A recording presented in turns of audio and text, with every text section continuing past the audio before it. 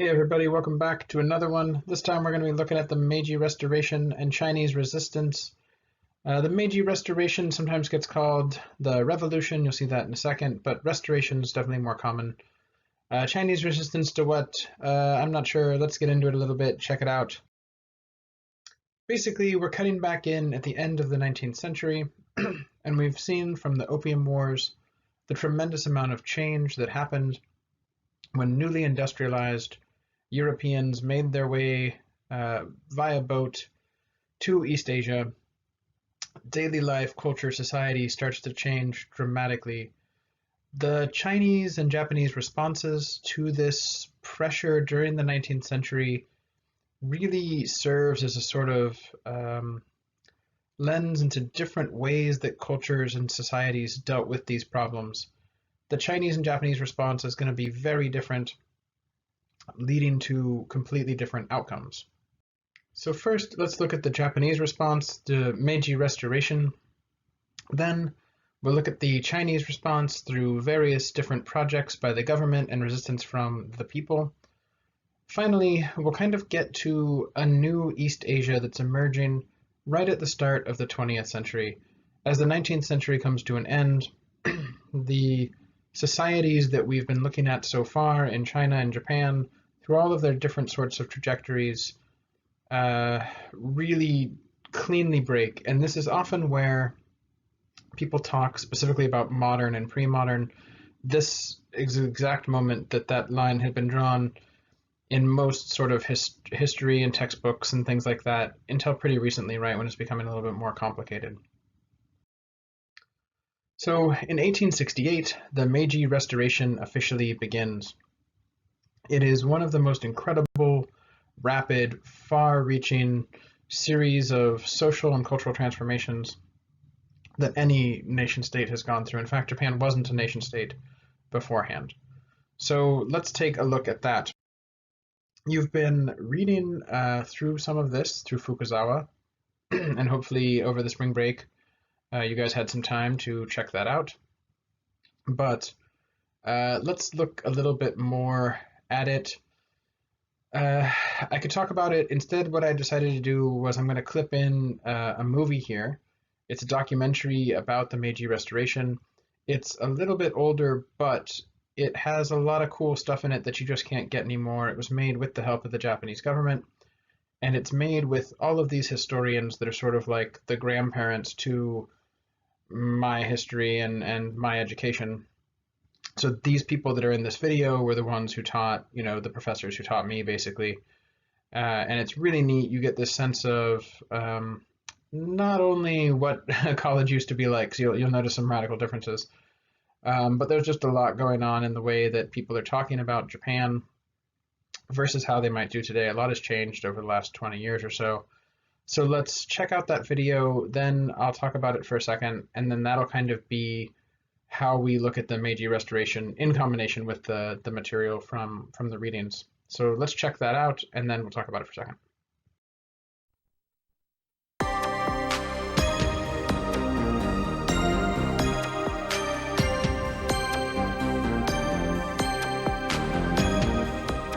Every night, the lights in Tokyo flicker and flash in a code that everyone understands. Economic power has shifted from the west to the east. And Tokyo is the capital of a new Pacific age. Amidst the pulsing neon lights, this shift looks like a recent change, a new wave. But Asia's march to power and influence began over 120 years ago with one pivotal story. In 1868, a 16-year-old boy became Emperor of Japan. He was called Meiji, and in his name, an isolated island nation became a modern world power. The shock waves would transform the Pacific world.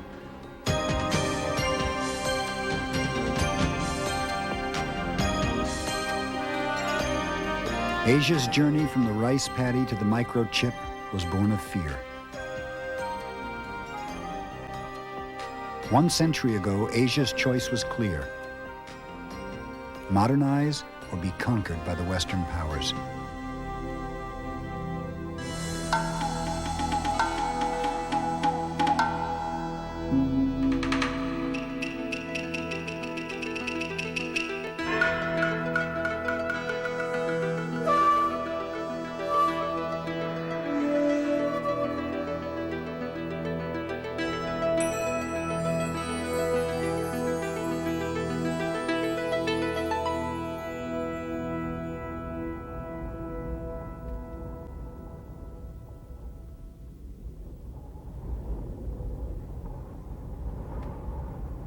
Before the Meiji era, in the mid-19th century, the decline of China's magnificent civilization haunted East Asia. Consumed by famine and rebellion from within, China was also attacked from without by British gunboats, forcing open the country to Western trade. Scarcely noticed, except by a few Dutch traders, was a small string of islands called Japan.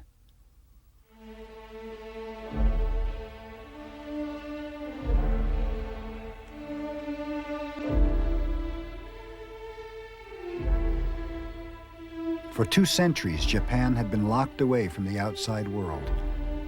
By 1615, after a century of civil war, the powerful Lord Tokugawa had defeated his enemies and declared himself shogun, ruler of all Japan. Tokugawa divided society into 4 ranks. At the bottom were the merchants. Then came the artisans. Just above them were the farmers, who gave up half their rice harvest to those at the top, the samurai. Only samurai had the right to carry swords. The law of the land set them apart. The Tokugawa shogunate was a kingdom built for war, but it began to crumble after 200 years of peace. It was the most orderly place imaginable. It was a completely schematized society where everybody knew who he was and what he had to do. But in fact, because it was so idealized and so orderly and so tidy, history got away from it. The samurai, who were the elite of the Tokugawa system, had not been allowed to raise its swords for 200 years. And in between had become civil servants, their swords rusting, propped up against their desks while they kept the accounts of their lords. Many of these samurai ceased being able to make a reasonable living, so they went into debt to the merchants. And although the merchants were at the very bottom of the Confucian hierarchy, they began to have more and more power over the samurai who were in their debt. Merchants, once scorned under the Confucian hierarchy, became more powerful as Japan's barter economy gave way to a new money economy. The hustle of merchants turned the world of the samurai upside down. Japan was a society about to explode. The coming of the West struck the spark. In 1853, 4 American warships steamed up the bay at Uraga, near Edo. Commanded by Commodore Perry, the Americans had come to open up Japan. They wanted water and coal for their whaling ships and China trade. The Japanese were astounded at the power of Perry's vessels. They called them black ships for the ominous smoke that billowed from their coal engines. They sent a clear message.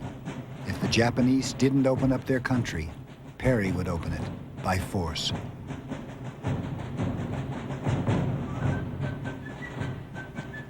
Most Japanese had never seen a Westerner.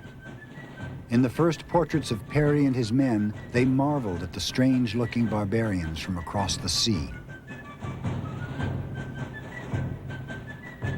On shore, Perry showered his hosts with gifts, including a toy steam locomotive which the Japanese studied with fascination. The impact of Perry's visit was extraordinary. All those strange, huge black ships, the strange people, red-faced foreigners, it was as if they came from Mars. And of course, they brought machines with them. The Japanese had never seen technology like this toy train before. They were fascinated. The British, Russians, French, and Dutch quickly followed Perry into Japan. Overrun with strange foreigners, the Shogun government opened the Institute for the Investigation of Barbarian Books.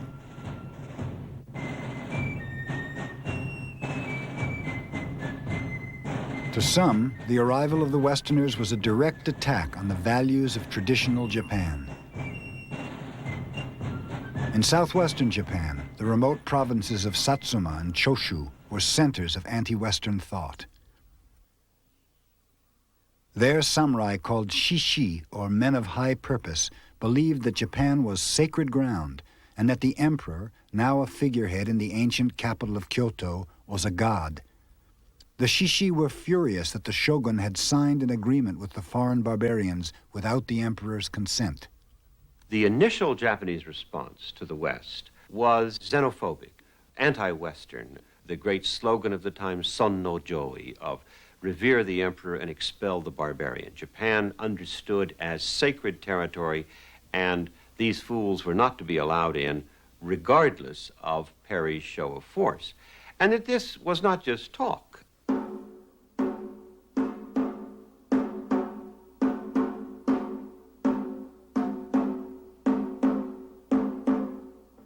Shishi murdered prominent foreigners, a translator for the Americans,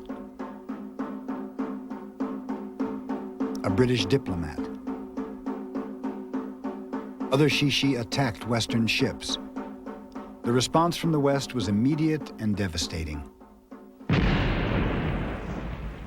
With modern cannon, they bombarded the home capitals of the shishi in Satsuma and Choshu.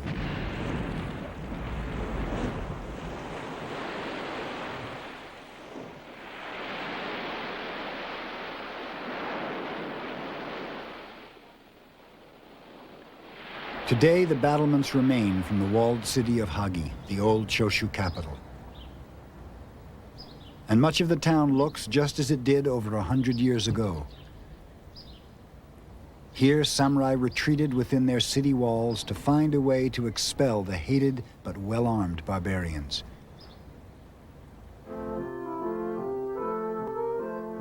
It's a story that lives on today in the lessons taught to Hagi school children. How a radical teacher from Choshu found a solution that would change forever the history of Japan, and how his young students went on to become the leaders of a new nation.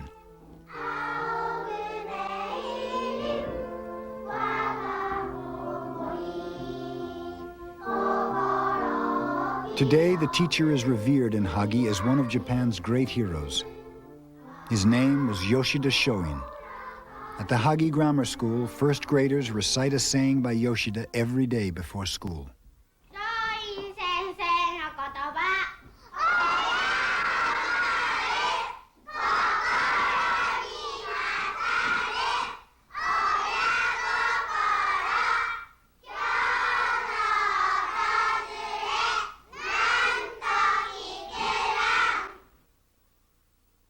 The Yoshida story is legendary.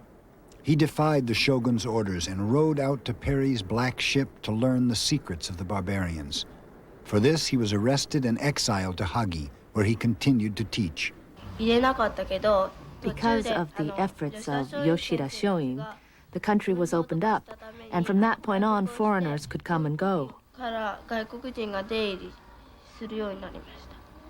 Now we have many things that we import from foreign countries, like bread and bananas and pineapples, and they're really delicious. And if we hadn't opened the country up, we'd still just be eating rice all the time. In this small schoolhouse, Yoshida conveyed his key lesson to many of the men who would govern Japan. To drive the barbarians from our shores, we must learn to use their guns. It was the beginning of a new idea and a new slogan: Japanese spirit, Western technology. Yoshida's ideas lived on in the mind of his student, Ito Hirobumi, who went on to become Japan's first prime minister. Yoshida had convinced Ito and others from Satsuma and Choshu to travel abroad and learn the secrets of Western civilization. These people argued strenuously for reform before you try and confront the barbarians. If you try and confront the barbarians with samurai swords, they have cannon, they'll mow you down.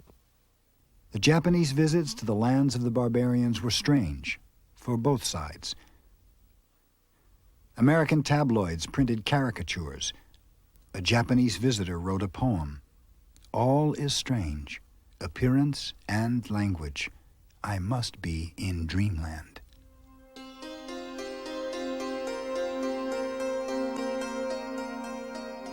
For centuries, it was China that had captured Japan's imagination with a culture that dominated the Pacific.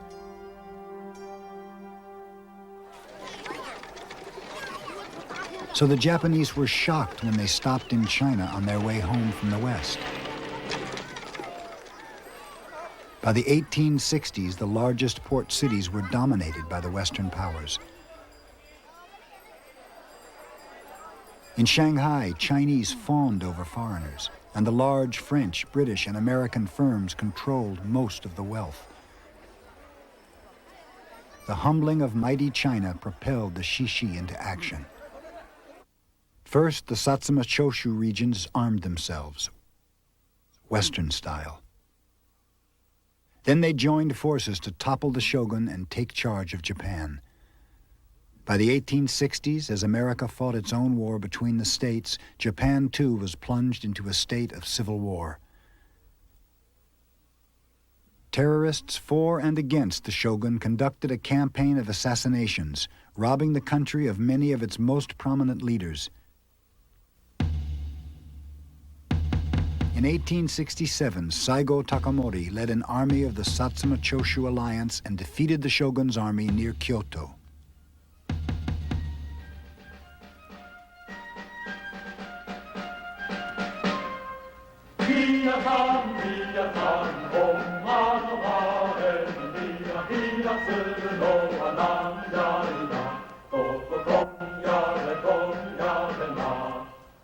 The Satsuma Choshu armies marched from the old capital, Kyoto, to Edo. They renamed the city Tokyo, or Eastern Capital, and they brought with them the 16-year-old boy emperor. Newly installed in power, the emperor was renamed Meiji, or Enlightened Rule. He became the symbol for a new Japan that would transform itself in 40 years, from a country of rice paddies to a modern military and economic power that could stand up to the West. It was the emperor's government, but the governing was really done by a very small group of young samurai. Most of them were in their early 30s and late 20s. An amazing group of bright samurai bureaucrats. They started from scratch with the task of building a whole nation. These are young men who essentially usurp their position. They control the seals of the Emperor Meiji and therefore are able to issue orders in his name. Once they are there, and they have a new capital, and they have an emperor who's only 16 years old, he's not someone that they can do too much with, he doesn't know how to ride a horse, but they, in the name of the emperor, begin to think of their new government. And from 1868 to 1873, a transformation takes place that no one had envisaged in that form. And the first few years were very uncertain.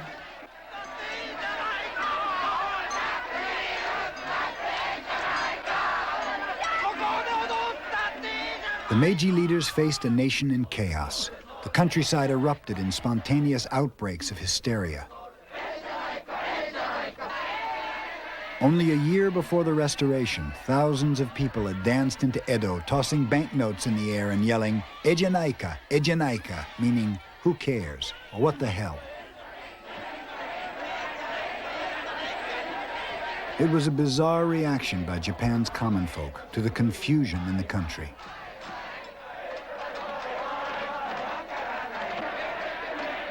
To bring order to anarchy was the key challenge to the Meiji bureaucrats.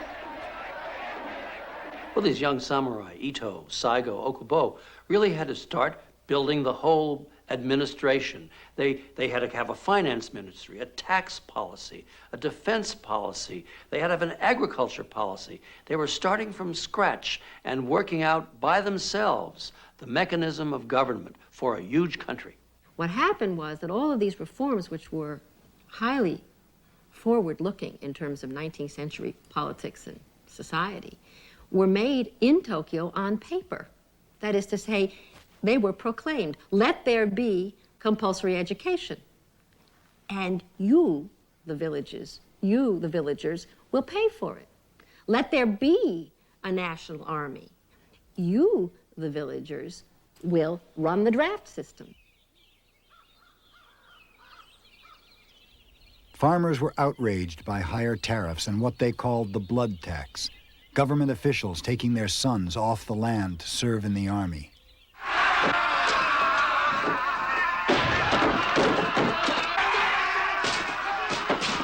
Their fury exploded in spontaneous rebellions across the country, challenging the program of the Meiji leaders. People were very upset, very disturbed. They could solve the farmers' problem rather easily. You could cut taxes and keep that sector happy. But there was a wider problem beyond that. How are they going to give everybody in this country a sense of participation, a sense of citizenship, a sense that they were part of the reform movement? The first hardest thing they had to do was to destroy their own class. They had to destroy the samurai who had lived a privileged existence for hundreds of years as a non-productive class. The Meiji oligarchs suspended their stipends in rice and ultimately compelled the samurai to go into business for themselves. Many samurai couldn't make the transition. Poor and unemployed, they bitterly resented their loss of privilege. General Saigo, who'd led the army that toppled the shogun, wanted to preserve the samurai class. He argued for a plan to employ samurai by invading Korea. When Meiji's more cautious leaders overruled him, he left the government. When they abolished samurai stipends, Saigo went to war against the government he'd helped to establish.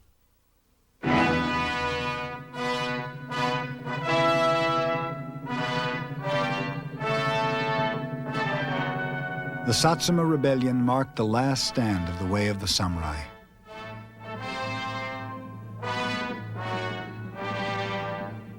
In the greatest battle, Saigo's colorful samurai laid siege to Kumamoto Castle.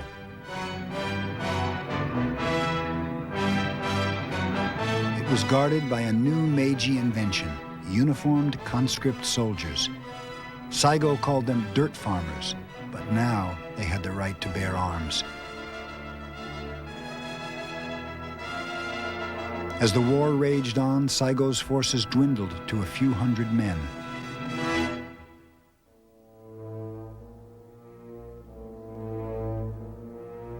Saigo beat a bitter retreat to his home in Kagoshima, where, in true samurai fashion, he committed seppuku, ritual suicide. Saigo's death was the death of the samurai class. It also marked the true beginning of the Meiji transformation. The new era had a new slogan, Bunmei Kaika, civilization and enlightenment. It meant, in a superficial way, a love of all things Western, from beer to bustles to beef.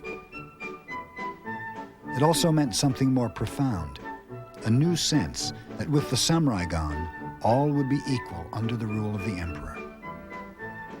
I think this may sound a little bit paradoxical, but the restoration of the absolute power itself enabled the democratization of Japan, because with the single absolutely powerful power at the top, the rest came more or less the same.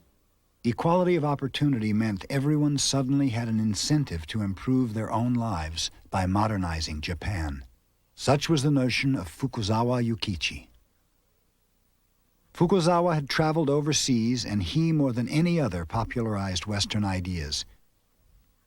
His first book, which described his travels in the West, was a runaway bestseller, teaching Japanese how to eat and dress Western style. Fukuzawa was fascinated by Western timekeeping. To a country that still kept time by the sun, the clock was a powerful symbol of modernization.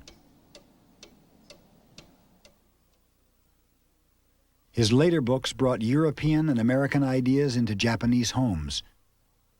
Fukuzawa became a kind of prophet for Meiji's modern age. So Fukuzawa became a national hero. He's still a national hero. I mean, Fukuzawa is on the Japanese currency. He is the national representative of the spirit of Meiji in its early commitment to progress on the national level and success on the individual level. Fukuzawa inspired a generation of youth with a slogan that propelled Japan's progress. Heaven, he said, creates no man above or below another man. Samurai were ordered to hand in their swords and have their topknots cut off. Japan's last shogun voluntarily submitted to a new barber and wardrobe.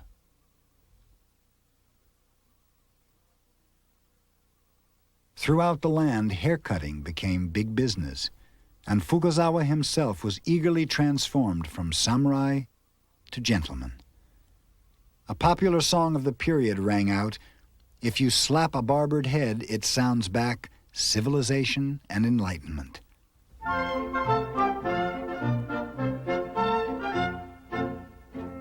At first, progress meant aping all things Western. Some Japanese wanted to abolish the Japanese language in favor of English. Others proposed intermarriage with Westerners as a way of improving Japan's racial stock. To many citizens, this era meant the beginning of electricity. But it was the explosion of wheels in Japan that truly marked the Meiji transformation. The invention of the rickshaw was as momentous in Japan as the coming of the Model T Ford 40 years later.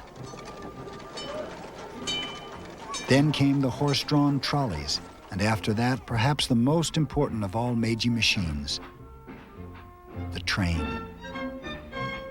The great symbol of Japan's modernization.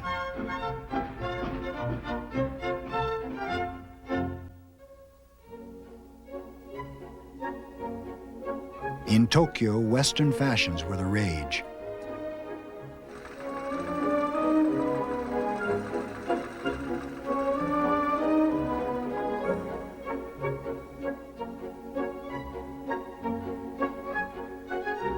High society quickly learned the latest steps, and Japan's first ministers became known as the dancing cabinet for the fancy dress balls they hosted for foreign dignitaries. Foreign cartoonists savagely mocked the strivings of the Japanese, and the Japanese struck back at the West in new satirical magazines.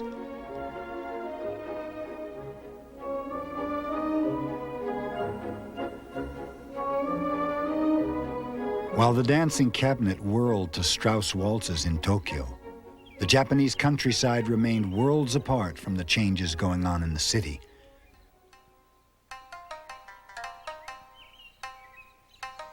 For many farmers, daily life was bitter and hard. They worked with the knowledge that the countryside was paying for progress in the cities, the fancy dress balls, the splendid new government buildings.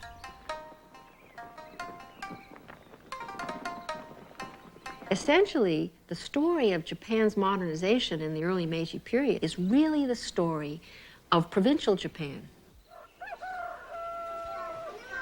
The government depended on the farmers for their product. They depended on land tax for government revenues, and the farmers were constantly exhorted by the government to buy less and grow more. As one Meiji official said, directly to the farmers he was speaking, the farmers are the fertilizer of the nation. Farmers endured the abuse of government officials because they now owned their own land. If they worked hard, they reaped the fruits of their labor, and the nation progressed.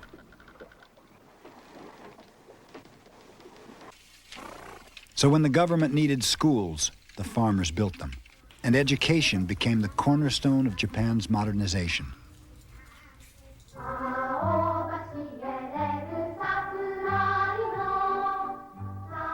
Education is the key to success, was the government's formulation, and improving oneself also served the nation.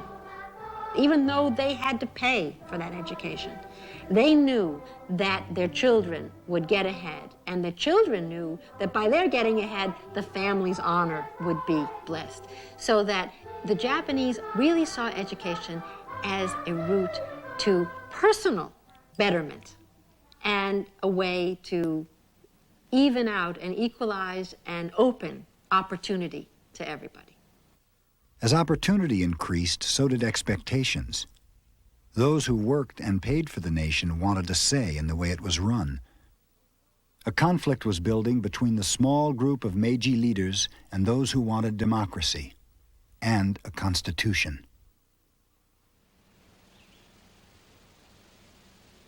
50 miles from Tokyo, in a small mountain village, lies a key clue to understanding Japan's modernization. Professor Daikichi Irokawa thinks some farmers worked hard because for the first time they believed they could have a say in running the country. Irokawa's proof is an old village storehouse stuffed with the dreams of a new middle class.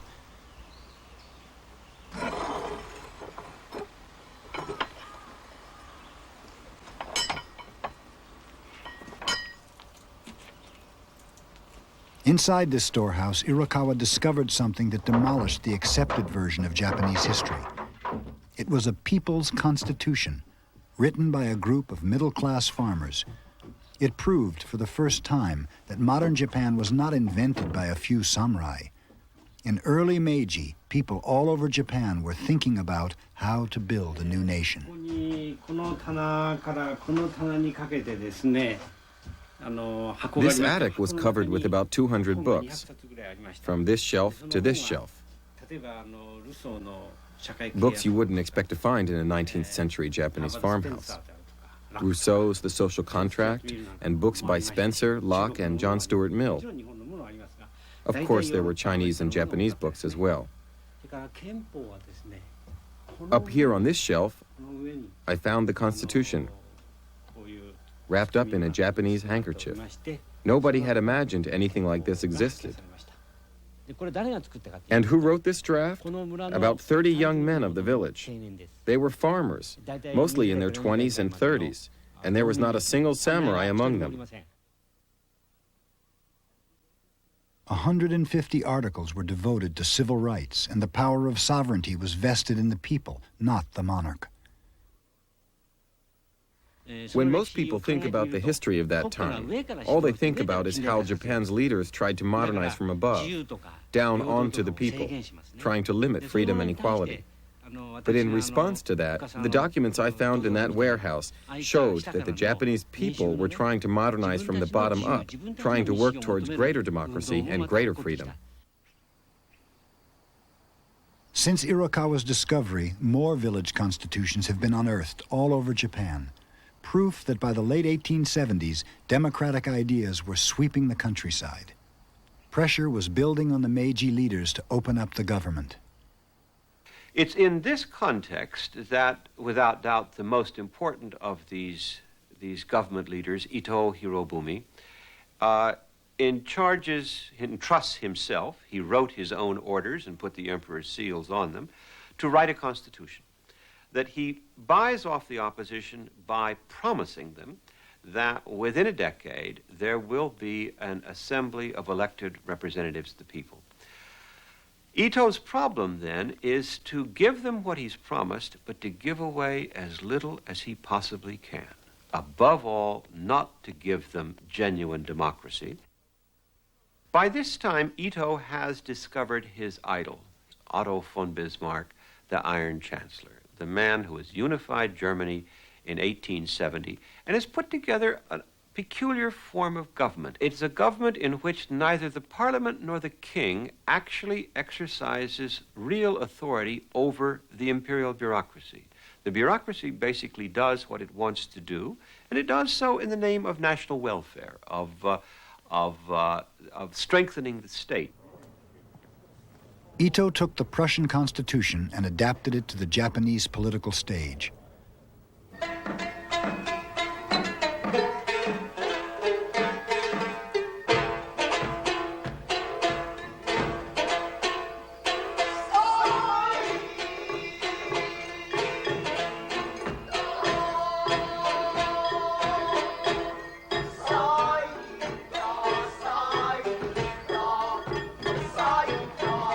In Bunraku, Japan's classical puppet theater, the puppet handlers are in full view.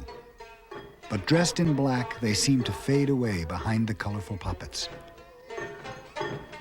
In the same way, Ito and the oligarchs seem to disappear behind the gaudy symbols of a new parliament and constitution.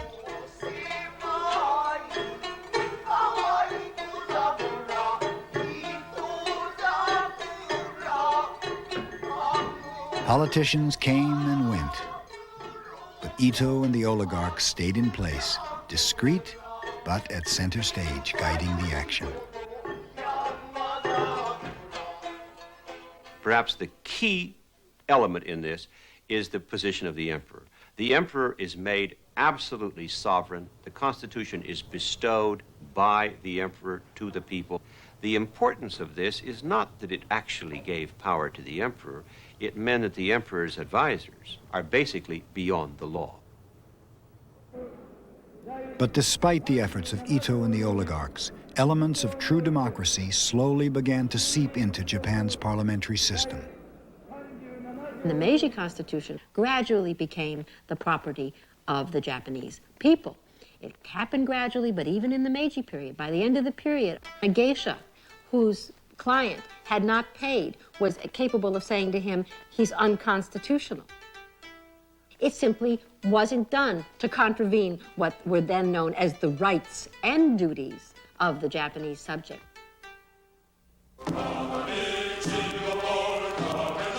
The Meiji bureaucrats had secured their power. Now they moved to fortify Japan against the growing might of the Western powers. They saw that the West was strong because industry and science produced weapons that Asia did not have.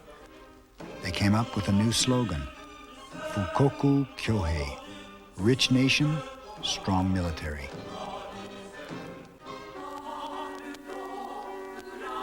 To make the nation rich and the military strong, Japan had to find a way to pay for it. That meant finding something that other countries wanted to buy. In Japan, that was silk.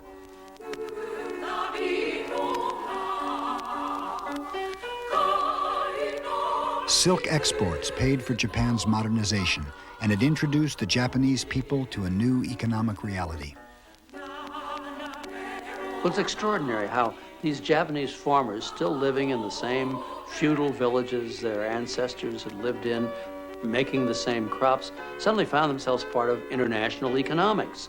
There's a blight in the silk industry in Italy. There's a boom in Japan. They're making a lot of money. There's a depression in the United States. Nobody wants to buy silk stockings anymore. The money they got from this basic crop was the fuel for Japan's transplantation into a new economy, a new civilization. Here we see the government absorbing the surplus from the agricultural sector and transforming it and shifting it to the initial industrial sector. The government wanted to modernize fast, so they tried to do it all themselves. The state built factories, bought warships. Then the government ran out of money. The Japanese, at this point, I think, here invent one of the great institutions of all times. They decide to subcontract the state's goals to the private sector. And this is what leads ultimately to the zaibatsu. Zaibatsu were Japan's industrial combines. In Nagasaki Harbor, Mitsubishi was one of the first private companies to form the kind of close relationship with government that continues to spur Japan's economy today. In the 1880s, Mitsubishi was just a small shipping company in a very primitive industry. The government wanted Japan to build its own modern ships, but the government didn't want to pay for them. The government's solution was to subsidize companies like Mitsubishi until they could pay for the new ships. Bureaucracy tried to co-opt the business sector, and that is to bring them into the establishment and tame them, and then use them for the national interest. It's sort of an early version of what we in America call the military-industrial complex. Their achievements were national achievements, but any profit they made was private property. And that's exactly the case with Lockheed, General Dynamics, North American Rockwell. Their achievements are national achievements, but any profit they make is private property. And that's exactly what the Japanese pioneered in the 1880s. The speed of the Meiji transformation was breathtaking. In Europe, the Industrial Revolution took 150 years. Japan went from rice paddies to factories in less than 40. Family silk farms led to textile factories and then to steel mills. 15 years after Perry gave the shogun a toy train, the Japanese had built a real railway from Tokyo to Yokohama.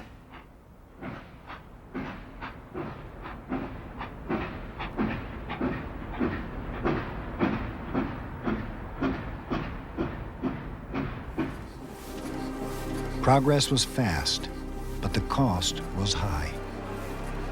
In textile mills, girls as young as 11 years old worked 12 to 19 hours a day in stifling sweatshops.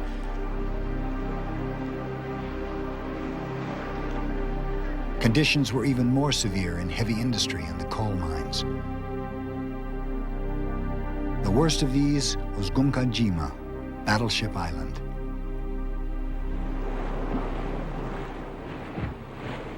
It lies 4 miles outside of Nagasaki Harbor, a ghostly relic of the cost of Japan's modernization.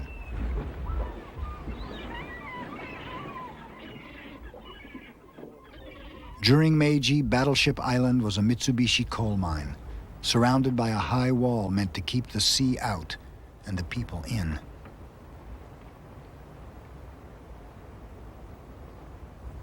The small island is choked with scores of dormitories, formerly filled by prisoners, outcasts, and poor farmers. Their quarters were called takobeya, octopus dens, small, dark cells that came to house entire families. Many children were raised on Battleship Island. In the 1920s, a school was built, along with a company store.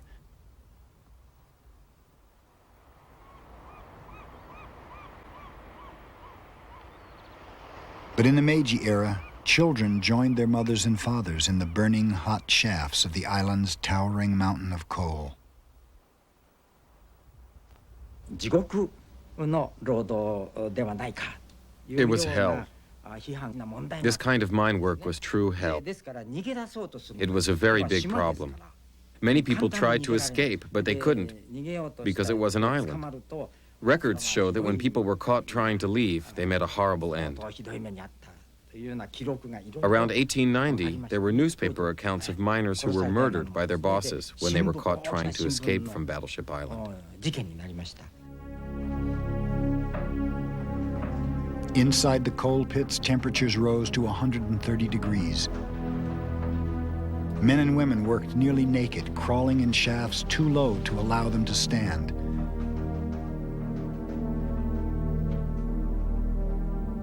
When a cholera epidemic broke out, Mitsubishi burned all the victims, dead or alive.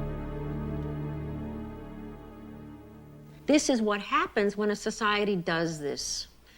Moves from agriculture to industry. It is a very costly and miserable transition. And Japan did as bad and as well as the rest of these countries, both then and the countries that are doing it now. While in Japan the cost of modernizing was high, In China, the cost of not modernizing was even higher.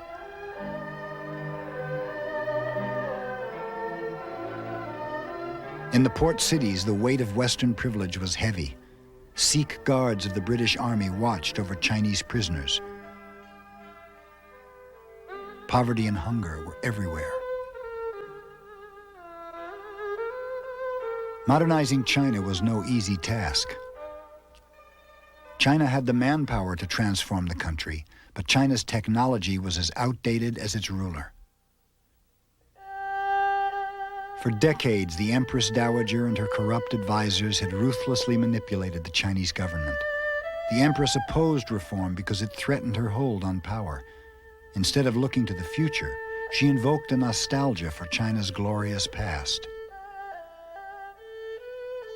China intellectually was still gripped by the most unbelievably tenacious conservatism, that they could not truly acknowledge the threat they faced without simultaneously turning the entire structure of the society in a revolutionary direction. Poverty was transforming China. But the Empress and her Manchu court ignored the hunger in the streets of Shanghai and Canton, evidence of the building discontent that would eventually erupt in revolution. They saw no reason for change, so they resisted it. It was to Japan that young Chinese reformers turned for a model of successful modernization. Any young East Asian who hoped to develop his country, the place he went was to Tokyo to study or to Kyoto. This produces one of the great ironies, whether Japan was to lead an Asian Renaissance against Western colonialism, or whether Japan should in fact join the colonialists, join the club. Japan soon made its choice. In Korea, the Hermit Kingdom.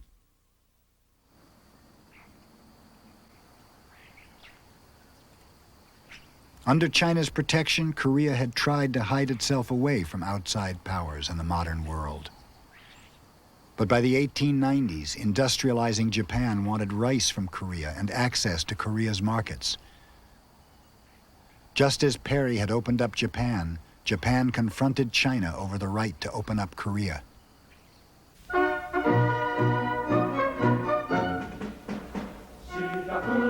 In 1894, Japan invaded Korea and provoked a war with China.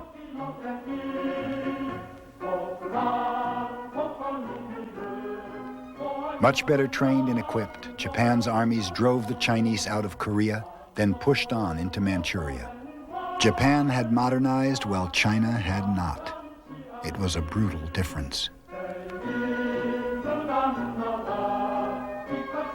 Something happened to the Japanese mind in the course of this Sino-Japanese war. For centuries, Japan had looked up to China. It was the mother civilization. It was Rome and Greece combined. The Chinese had given Japan their culture, their art, their language, their literature. They respected them tremendously. But now, here they were, coming to grips with a Chinese enemy, and the enemy was weak. And they began to look on the Chinese with contempt as figures for fun or ridicule. They'd call them Changoro, Changchang, the equivalent of chinks. And suddenly, this great respect they'd had for China's age-old culture just dissolved. The treaty which ended the war was a humiliation for China. Japan received the island of Taiwan, territory in Manchuria, and the same trading rights in China accorded the Western powers. This was the era of imperialism, and so people thought that if Japan did not become an imperialist nation, she could not become strong and stand up to Russia or Great Britain, that she would lose her independence. Everywhere Japan looked, the Western powers continued to flex their muscles. In colonial factories, the French tried to milk profits from cheap Vietnamese labor. And the British, French, Russians, and Americans continued to treat China as their Asian playground. China's empire was crumbling, and its neighbors moved to pick up the pieces. Russia took control of Manchuria. Japan dominated Korea. Suddenly, the largest Western nation and Asia's new military power were on the brink of territorial conflict.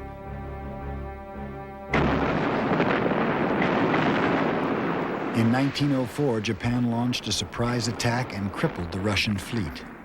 2 days later, Japan declared war.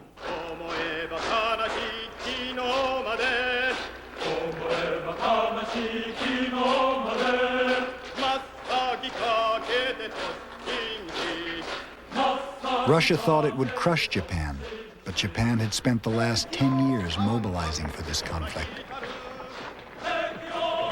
Marching into Manchuria to confront the Russians, Japan's army was confident, disciplined, and well-armed.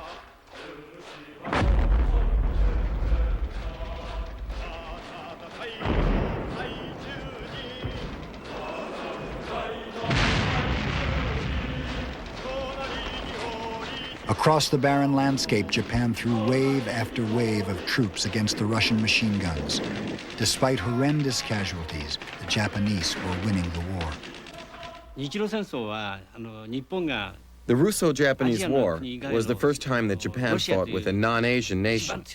So the Japanese thought, if we lose this war, then all of the successes of the Meiji Restoration will have been for naught.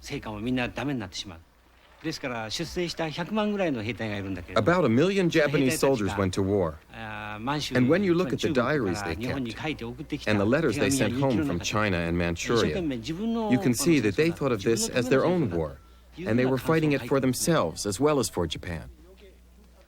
When Japan was victorious, people in Tokyo danced in the streets.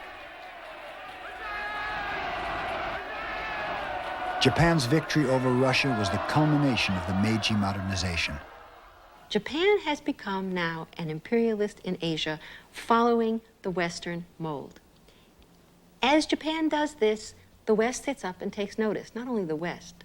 When Japan won the war against Russia, other Asian countries said, how about that? An Asian power has beaten Mother Russia.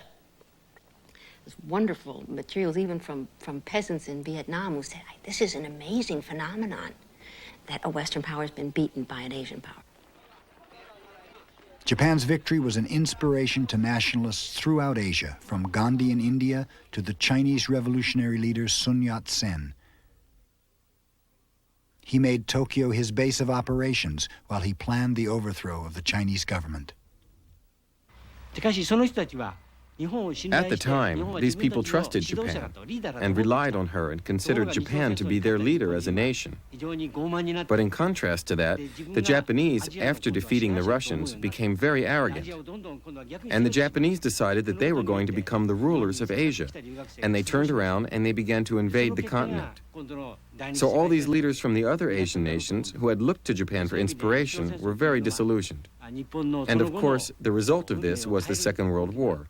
So in that sense, the Russo-Japanese War was truly a turning point. Even Fukuzawa, who once urged Pan-Asian unity, now sounded like an imperialist himself. We cannot wait for neighbor countries to become civilized to make Asia progress. We would do better to treat China and Korea in the same way as do Western nations.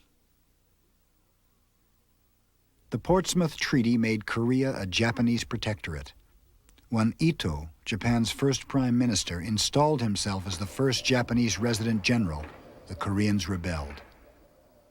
The Japanese responded by burning villages and killing over 12,000 Koreans. Ito replaced Korea's king with his young son, who was far more susceptible to Japanese influence. In fact, if not in name, Korea was now a Japanese colony. In contemporary South Korea, just 2 hours south of Seoul, lies Independence Hall. Built by the South Korean government, it is a monument to Korea's attempts to be free.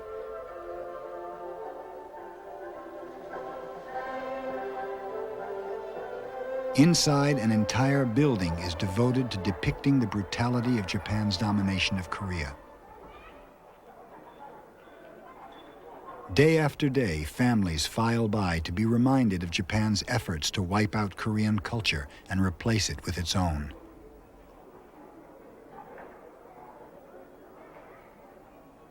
Japan really ends up in loco imperialis, in place of the imperial powers, causing nationalism directed against its own depredation, its own predatory imperialism. So Asia has always been ambivalent toward Japan, proud and angry, and that remains today as well. By 1912, the Japanese themselves had mixed feelings about their swift rise to economic and military power.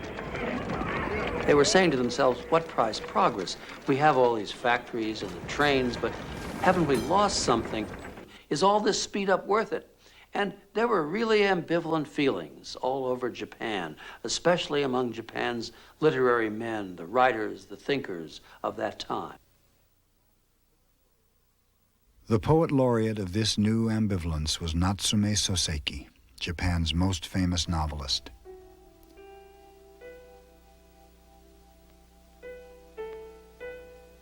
His characters see the inevitability of modern times, and yet they long for the comfort of traditions that already have been lost.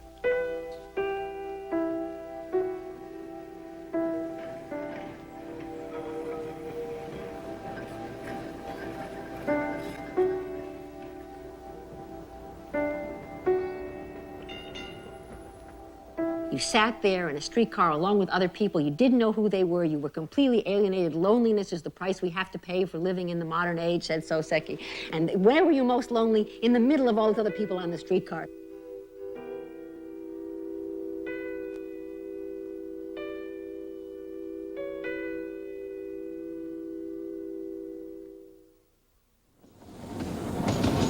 Well, for the laboring classes in Tokyo, the streetcar for the first time was a public conveyance they could afford.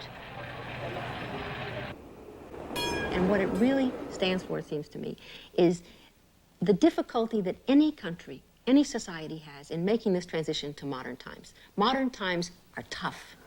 It is not the same thing to work in a factory as to work in a paddy field. It is not the same thing to live in a city as to live in a village. It is not the same thing as it was to live in an older agricultural society. And by the end of the Meiji period, there was no one who wanted to roll the railway tracks back up and give away the trains.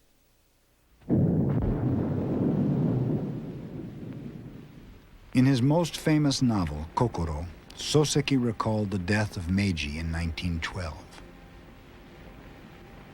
On the night of the Emperor Meiji's funeral, I sat in my study and listened to the booming of the cannon. To me, it sounded like the last lament for the passing of an age.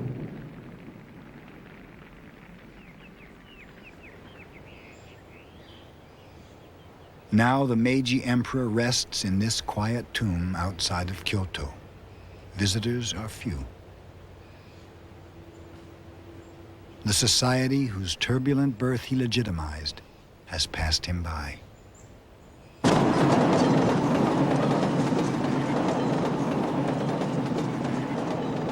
It was Meiji's era that revolutionized Japan.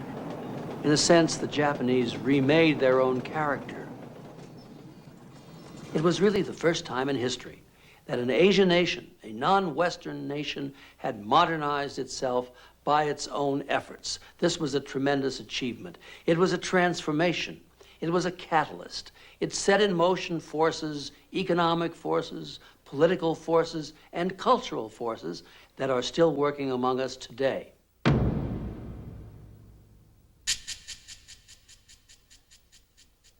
The nationalism inspired by Meiji would lead to a war in the Pacific and provoke revolutions in Vietnam and Indonesia.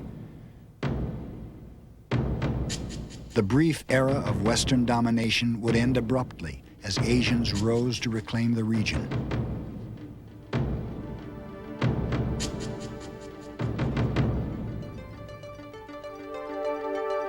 Today, the legacy of Meiji lives on from South Korea to Singapore.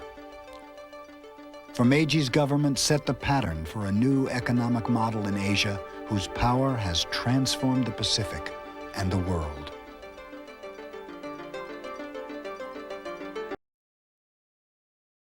All right, so you made it through that documentary.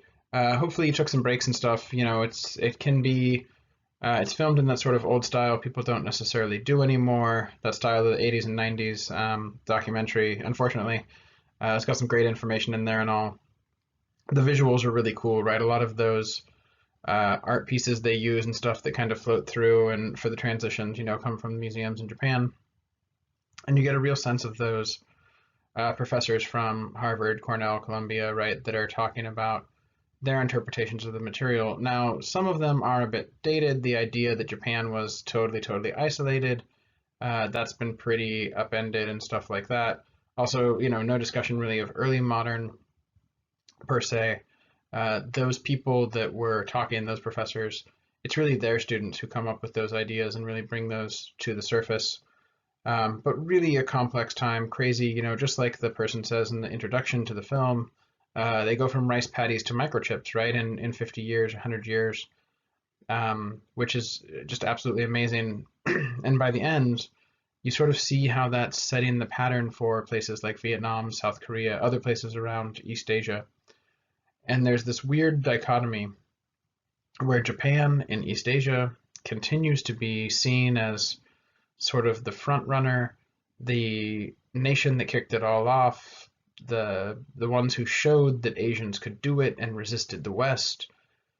But also they're hated by South Koreans, by Chinese, to a lesser extent by Southeast Asians sometimes, for the way that that evolved into World War II and the sorts of racism and nationalism that the Japanese exported. So really complex there, pretty funky, good stuff, especially when combined with the material. We can talk more about it. We'll talk about it in the discussions for sure. So let's switch it up a little bit now and look towards China.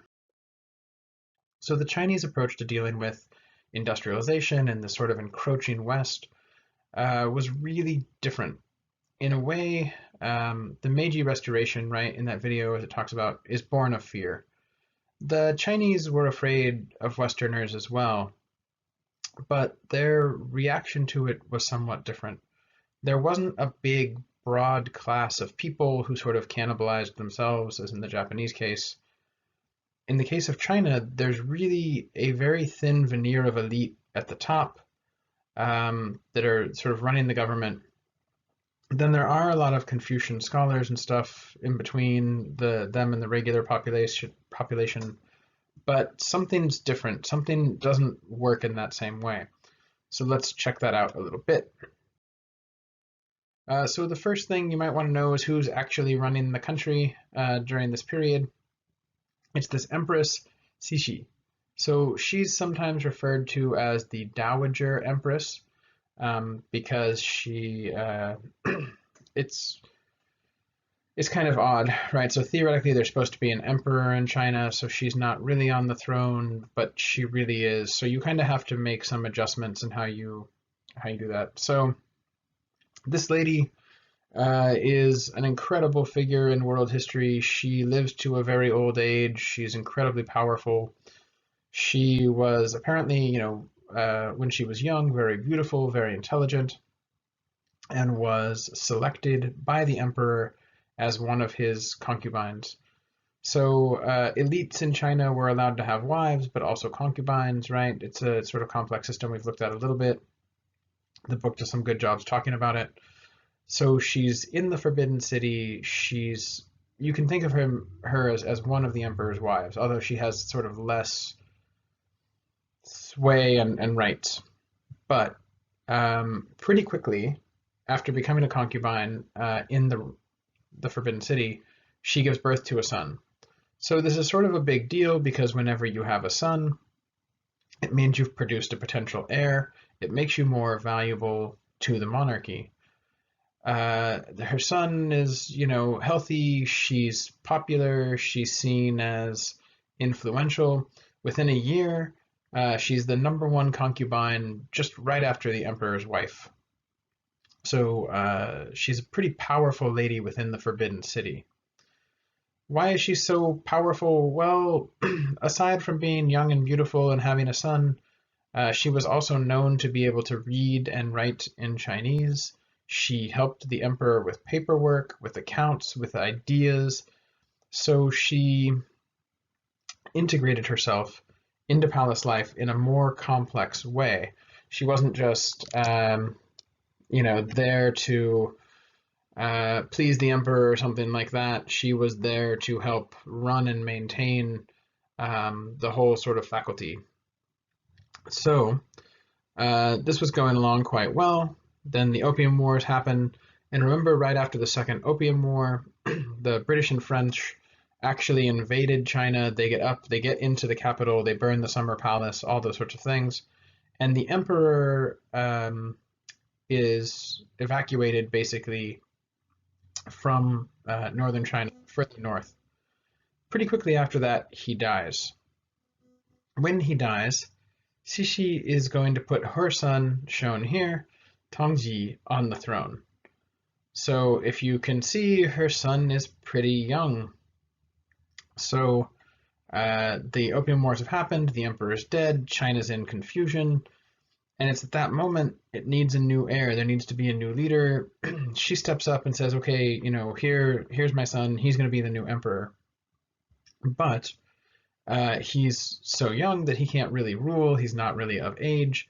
So instead, she's going to do all the real ruling for him, right? She's going to be his sort of regent, if you will. So there he is. There's the Tongji Emperor. I love this painting because it's like clearly they just stuck a baby in these like giant robes. He's only a few years old when this happens. He's not in any way, shape, or form, fit to rule. It's very clear she's ruling.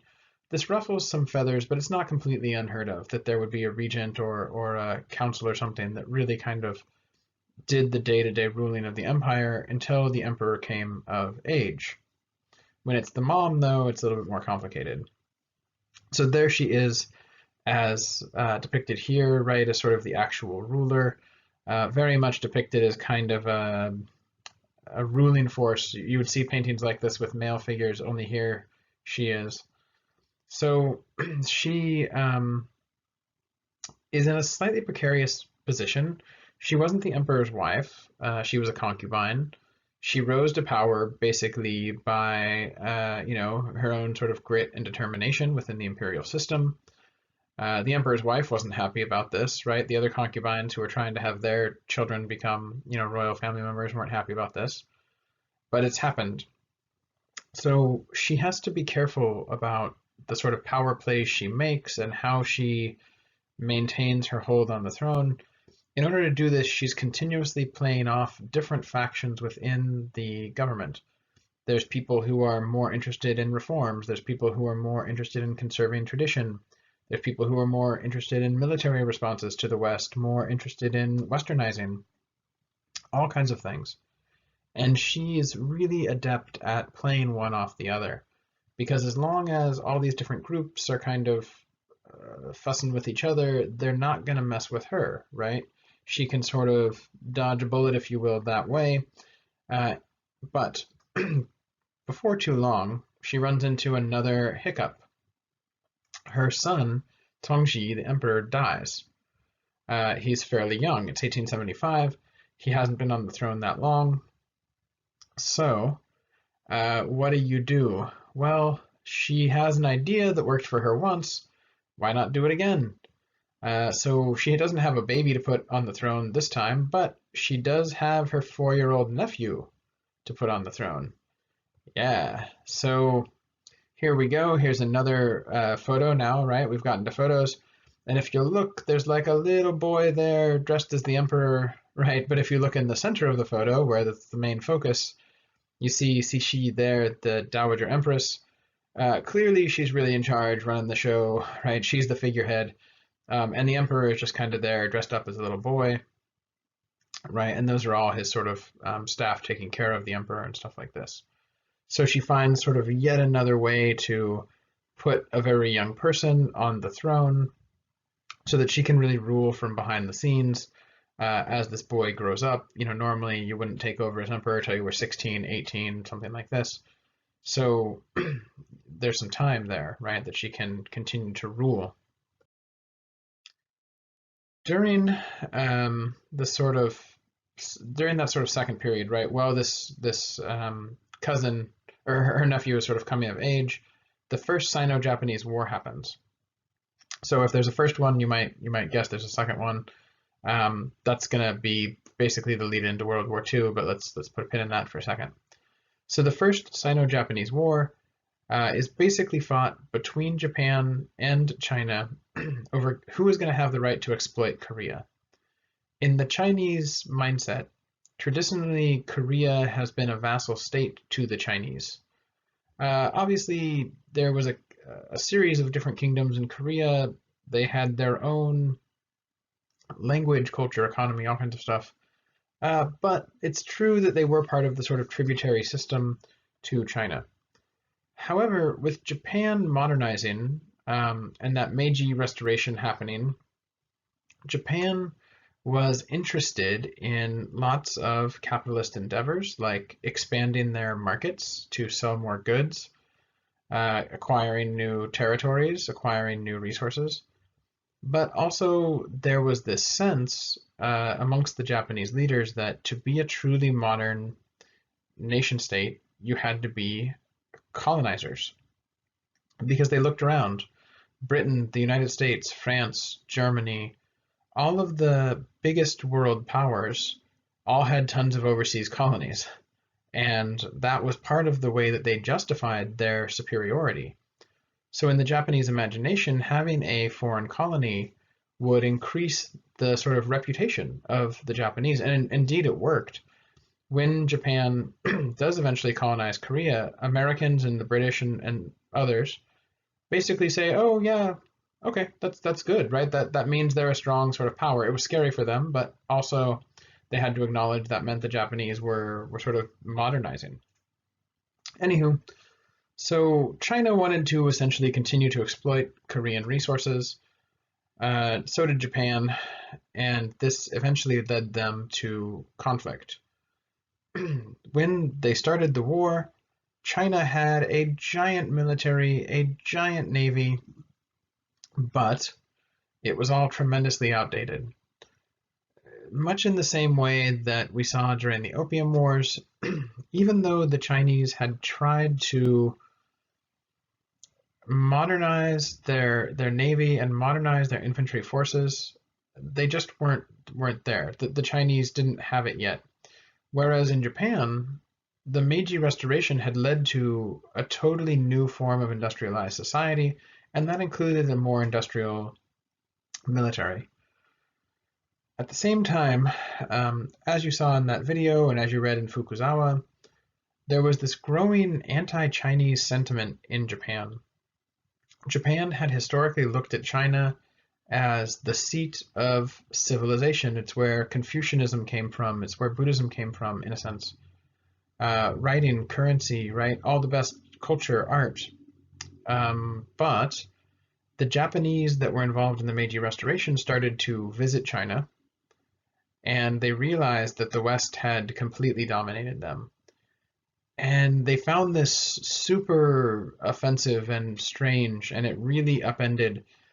It's like if you found out Superman had been wearing like a bodysuit and like all of his, super feats were fake or something. So the Japanese just started to see the Chinese as sniveling, racially inferior groups that they just hated. And this led the Japanese military to be maybe more aggressive with the Chinese. In any event, when Japan and Korea go to war, or Japan and China go to war over Korea, the Japanese just destroy them. And it's a humiliating defeat for China. So here you have this map that's showing you some of the places where the war took place. So not surprisingly, right, a lot of it is in Korea. But the sort of main positions are, some of them we'll see kind of, again, you see these two peninsulas kind of jutting out, right? there. Both of those are going to be important in the future. We'll talk more about them.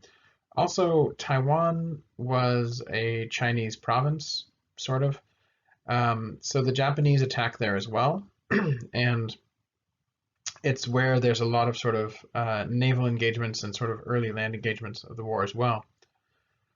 That's important because when the war ends, Japan is going to claim that they have sacrificed so much that maybe they deserve Taiwan and other parts of China where Japanese people had died, you know, for the grandeur of the state. So here's an actual photo, right, from this war. So now we've definitely got to the age of photographs, so we can sneak some of those in there, right? This is pretty cool. But the Japanese are also making paintings of this sort of stuff, so this is clearly from the Japanese perspective. You can see their military looks more sort of westernized and more modern, the way they're dressed, the uniforms, the guns, and they're overwhelming their Chinese enemies. Here's another depiction by the Japanese, right, of their navy just destroying the Japanese navy. They have giant cannons that they've been building themselves, so it's much easier for them to dispose of the Chinese warships that are even only a few years behind, really. The Chinese had been modernizing their warships as well. It's just a couple of years of technological difference really does make a big difference. Another perspective, right, of the Japanese, like destroying the Chinese. So you can get a sense in the Japanese mentality of how important this was. And that's going to be important to understand because it's going to shape the way Japan sees their role in Asia, kind of right up until today. So, this racial hatred for the Japanese really does start to bleed over, literally, into the way that Japan handles the war.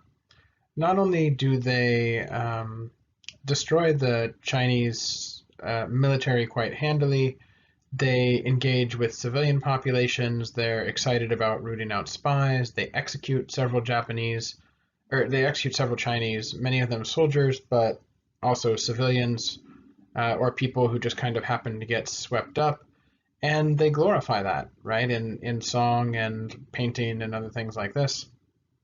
So this is not very different from what the British and Americans and others were doing at the same time. But when you see it, you're like, oh, wow, this is crazy. Clearly, the Japanese have adapted a hard-line kind of stance against the Chinese, right? So the resolution to all of this takes place when the war is over. The war is from 1894, right, that winter through to 1895. And in April, the Japanese and Chinese delegations sit down and sign the Treaty of Shimonoseki. So here's a depiction of this, again, from the Japanese perspective, but it's a little bit telling. The Japanese are dressed in very Western uniforms and suits as admirals, wearing, you know, sort of European and Napoleonic-looking military uniforms mixed with like European and American suits, whereas the Chinese are depicted wearing Confucian robes, having the queue, right? So the Japanese are definitely depicting the Chinese as inferior. They're showing them sitting lower, all these sorts of things. And for good reason, that the Japanese absolutely crushed them. And what this allowed the Japanese to do was create one of these unequal treaties that China had already been exposed to from the Opium Wars. So Japan had picked up on modern ideas about international politics and foreign policy and treaty making and diplomacy that they had witnessed in the British and American and French, you know, on and on since. So they hope to do the exact same thing to China.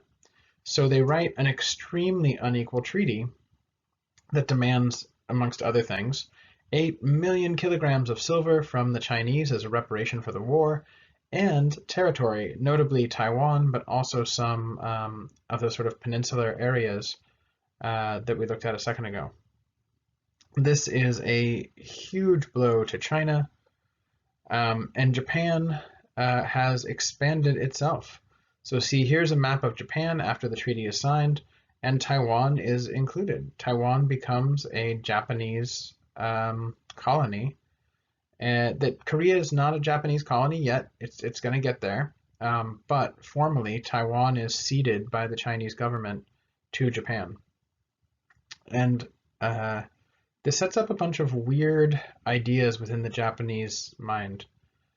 One, they can destroy whoever they want, right? They faced China, the great sort of source of culture, and they beat them up. So it sort of inflates the Japanese military sense of achievement, but also they see themselves almost as liberators for the Koreans, because they say that China is sort of under the oppression of the Westerners. They're backwards, they didn't modernize, Japan did, so now that Japan is going to have more of a hand in Korea, they can sort of help them modernize. That's all really a fig leaf towards more colonization, but amongst regular Japanese folks, they imagine the Koreans are sort of grateful for helping them out, or these sorts of things. And that can be really tricky sort of psychologically to deal with later. So here are some of these big important sites of the war and places to think about, just sort of to put in perspective, because when you look at this area, you can see Japan, you can see Korea, but places, it's about to get really messy for non-Japanese and non-Chinese people. So we'll look up there like that city Harbin. There's a lot of Russians that live there.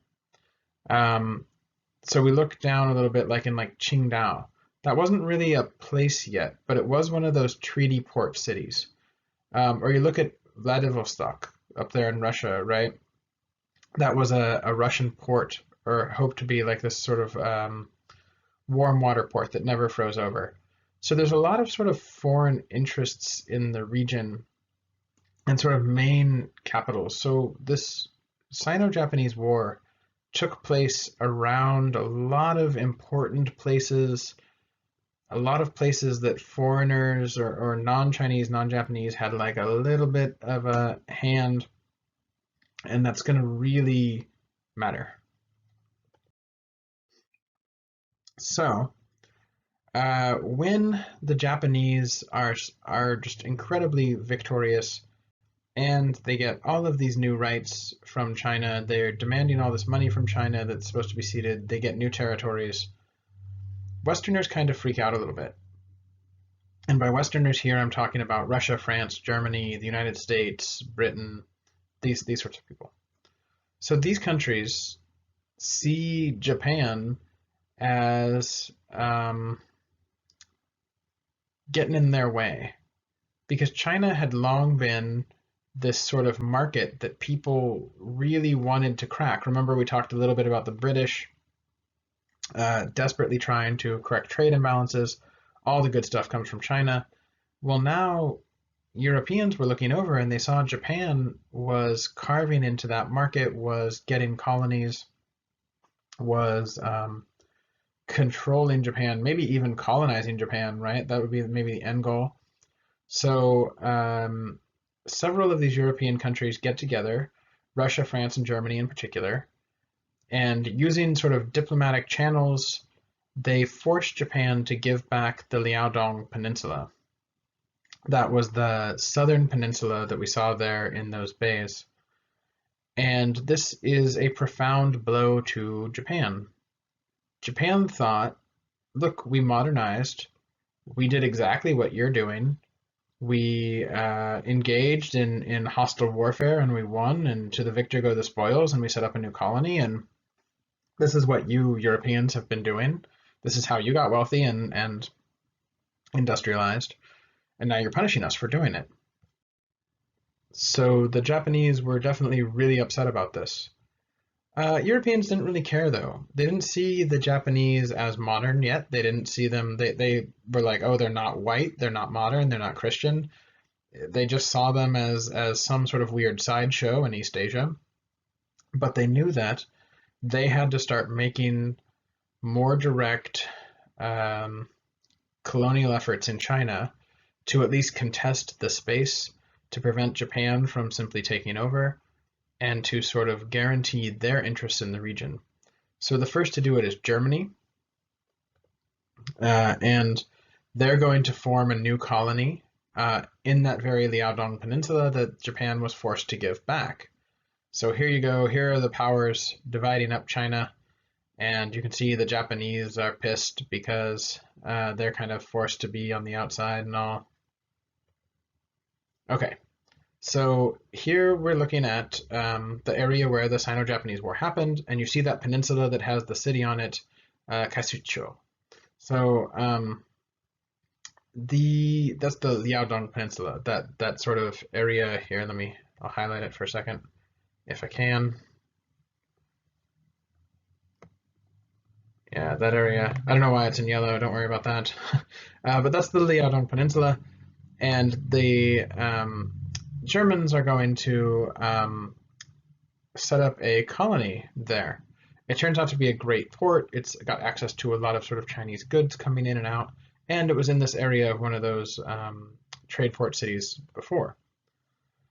So when you zoom in on that peninsula, there's this little bay where the Germans start to set up their colony. Here is a map of it, so you can see it's like in one side of the bay, an island in the bay, and then across, right? So the town they set up is going to be Qingdao. You may have heard of Qingdao before. It has one very special product that comes out of there. If you've ever been to an Asian food restaurant, some sort of pan-Asian food restaurant, it's often the beer that's served there, right? Qingdao is a beer. So here's a picture from this German colony. You might not guess this was in China, other than the Chinese banner in the middle. So the Germans build, much like we saw in Shanghai with the British, European-style housing, churches, markets, all these sorts of things. And they hope to use this as a foothold to exploit Chinese resources. There's Qingdao, right, the beer. So the Germans start to produce beer there. That tradition lives on. A lot of people argue it's like the first beer, right, made in China is from these German beer makers who went to colonize that area. And if you go to this region today, still it's very famous for beer, which is kind of funny because they do things like have beer halls and stuff, because it used to be a German colony, which is just, it's very strange, right? These things sort of linger long after colonialism ends. But yeah, this is today, that same street that I showed you a second ago, right? So the building's still there. They're not going to knock it down. These things are cool, right? They're sort of historical significance. So the Germans weren't the only ones to do this. If you look here, you can see that Russia had sort of occupied or extended into this area called Manchuria. It's sort of part of northern China. It's sort of part of Russia. Most of the people who live there are Chinese. But it comes down into that other peninsula, and right at the tip of that other peninsula is a harbor named Port Arthur. Yeah, there you go. So the Russians build this harbor, Port Arthur. This is going to be a big place coming up. It's going to be important. And the Russians hope to use this as a warm water port again, so it's always going to be open. Russia had been expanding across Eurasia for a couple hundred years, and bringing in all of Siberia right into the fold, into the Russian state. And this was like the far terminus. With the growth of industrialization and railroads, Russia had been trying to build a railroad all the way out, and this was one of the big sort of terminal points. So this was a connection for the Russian state into the Pacific. The port never froze over, right? It's a warm water port. So it's very important for them and their economy. Here's how it's depicted, right, in the Russian imagination. So there's Russians at Port Arthur with giant guns. They're sort of laying claim to this section of China or of the northern part of East Asia as their connection to the Asian world, to the Pacific world, and sending this message, don't mess with us, this is the area that we control, we're colonizing this section now, right? And this is against Japan, but it's also against the other Western powers who might want to be cutting into the Chinese market. So here we have a sort of outline of this sort of broader region that was, again, so this is sort of like north of China, this Manchurian region, where the Russians were becoming more and more active. There's mining, there's forestry, there's these connections down into China. And you notice that key city, Harbin, is right there, right outside of this sort of zone of Russian control. So theoretically, Harbin was a Chinese city, but it was becoming more and more and more Russian. So here's a picture from Harbin in the late 19th century. So you can see it basically looks like a Russian city. There's Russian folks, there's Russian writing, there's an Orthodox church that's still there today. All right, so several of them, in fact. So this giant city that's right on the edge in northern China between sort of this new Russian territory and Chinese territory was quickly becoming more and more Russian. In fact, half the population of this huge city was Russian. The reason that this was becoming really important was the railway. So there you can see the sort of network of railroads that were developing, and you see Harbin right in the center.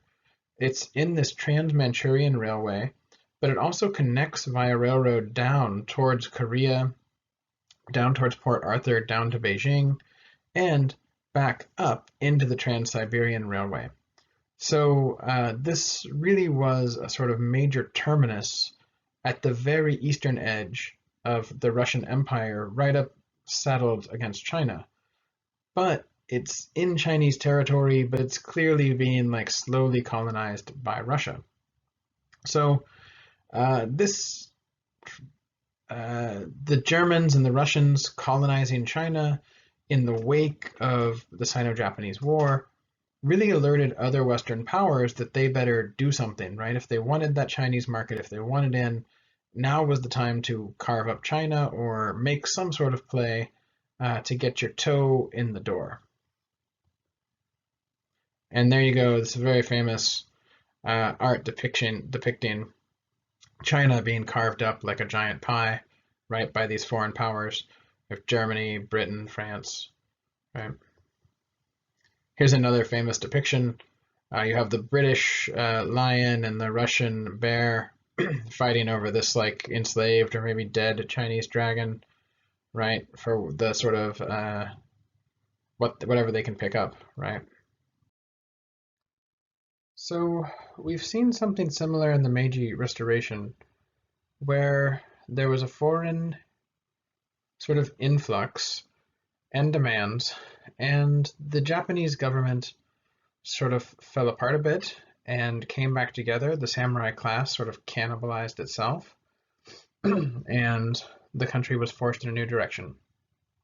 In terms of what starts to happen to China, you don't see the same process. Instead, you see more sort of various actors fighting amongst themselves. China is much, much bigger. There are many different groups, many different interests, long brewing anti-foreign sentiment, anti-Qing sentiment, all kinds of things coming to the surface. And it comes out in really interesting ways. So in this sense, we're leading towards the Boxer Rebellion, which is super complicated, tons of books about it. It's odd. It's called the Boxer Rebellion because photographs of them exist, the people who engaged in this rebellion.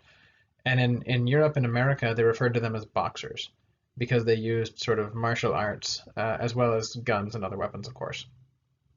Anywho, what happens is in this area where the Germans colonized, there's an influx, and it had been going on, not just German, but a lot of Americans as well, of new foreigners looking to make money and new missionaries attempting to sort of change the fabric of Chinese society, get them away from Confucianism, get them away from worshiping the ancestors or talking to their ancestors, all kinds of stuff.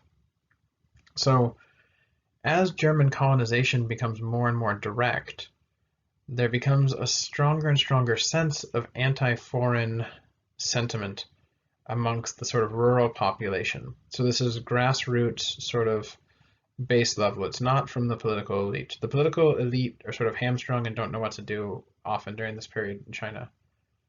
But a lot of young people have been exposed now their whole lives to really aggressive foreigners, right? So by 1895, right, there's been a whole generation of people who grew up with the West really infringing on China and Chinese rights, the unequal treaty system, the treaty ports, all these sorts of things. So there's this tremendous anti-foreign sentiment in some quarters. At the same time, that there's this sort of growing sense of anti-foreignness that regularly leads to violence. There's also a massive drought in the region.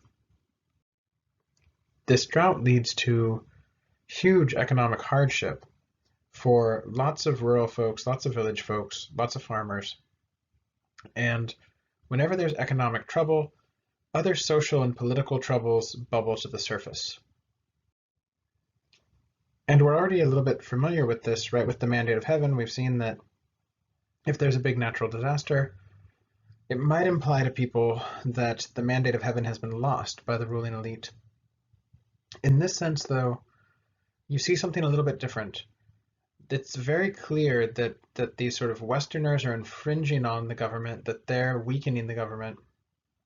And amongst a lot of rural people, this combines with the sense that China's being exploited, that these foreigners are pushing this new religion. A lot of Confucian temples get replaced by churches, things like this.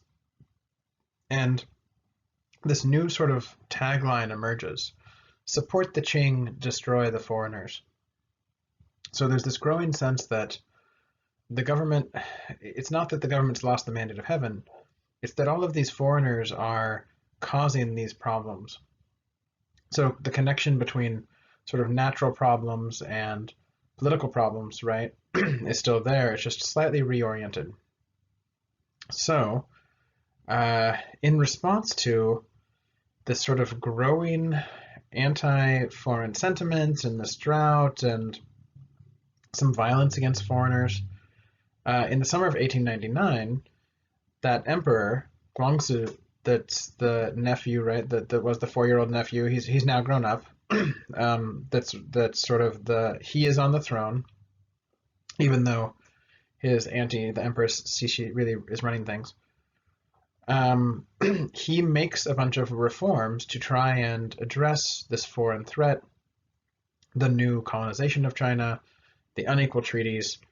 In a sense, emulate the Meiji Restoration would have been ideal because they're now familiar with the power of Japan. It's a way to respond, essentially, to the Sino-Japanese War and modernize China. So he has tons of reforms about changing the government, changing the ending the Confucian exams, basically creating new hereditary classes, social classes, maybe even tinkering with democracy and new economics, industrialization, all this sort of stuff. Initially, it's supported by the Empress, otherwise it would have never even seen the light of day. But she is going to switch back when she realizes that it's kind of draining some of her power. So these reforms, they get thrown out there by the emperor, but as we know, he's not really necessarily running the show, so it's sort of problematic. Now there's this group of people that's coming to be called boxers that are engaging in this anti-Western violence. They see these reforms as further proof that the foreigners are destroying China. It's a foreign plot. They're trying to change Chinese culture. They're trying to erase Chinese history. They're trying to make China Christian. They're trying to subjugate China. All of these fears are climbing to the surface. Then some problems really start. There's the drought for you, right? When all of these fears start to climb to the surface, these boxers organize these groups of people who are opposed to all of these reforms into westernization, and they head for Beijing, where there is the foreign legation quarter, right? So Beijing has one of those sort of foreign districts where all the foreigners live in China. They head there kind of looking for trouble and to stick it to the foreigners a little bit. There's the emperor who tries to make those reforms, right? But there's Cixi, who's really in power. So when you see this, right, I mean, it's very clear she's the real empress, right? Okay, so here we're in Beijing. There's the imperial city. The forbidden city's inside it, right? That's where the emperor or empress lives. But then you look right at the bottom, underneath the forbidden city, you see that legation quarter. So this is like in the city proper, near the imperial palace. There's this area where foreign dignitaries, foreign merchants, right, the wealthy and stuff, people who come to Beijing reside. So it's pretty close to the forbidden city. It's definitely in the middle of the city, and it has a very specific role. And these boxers are aware of it. They're aware that's where all the Westerners live. They're prone to violence. They're becoming more and more anti-Western. They think these people are manipulating the palace. What could happen? Well, as it turns out, they start to march into the legation quarter and demand satisfaction, right? They start to engage in those violent anti-Western demonstrations right there. Now, so here's a good photograph from above that shows that legation quarter. It used to be divided. Now this has all been paved over, and so this isn't there anymore. But it used to be divided by a section of sort of drainage river and this bridge going into the legation quarter, so you could seal it off.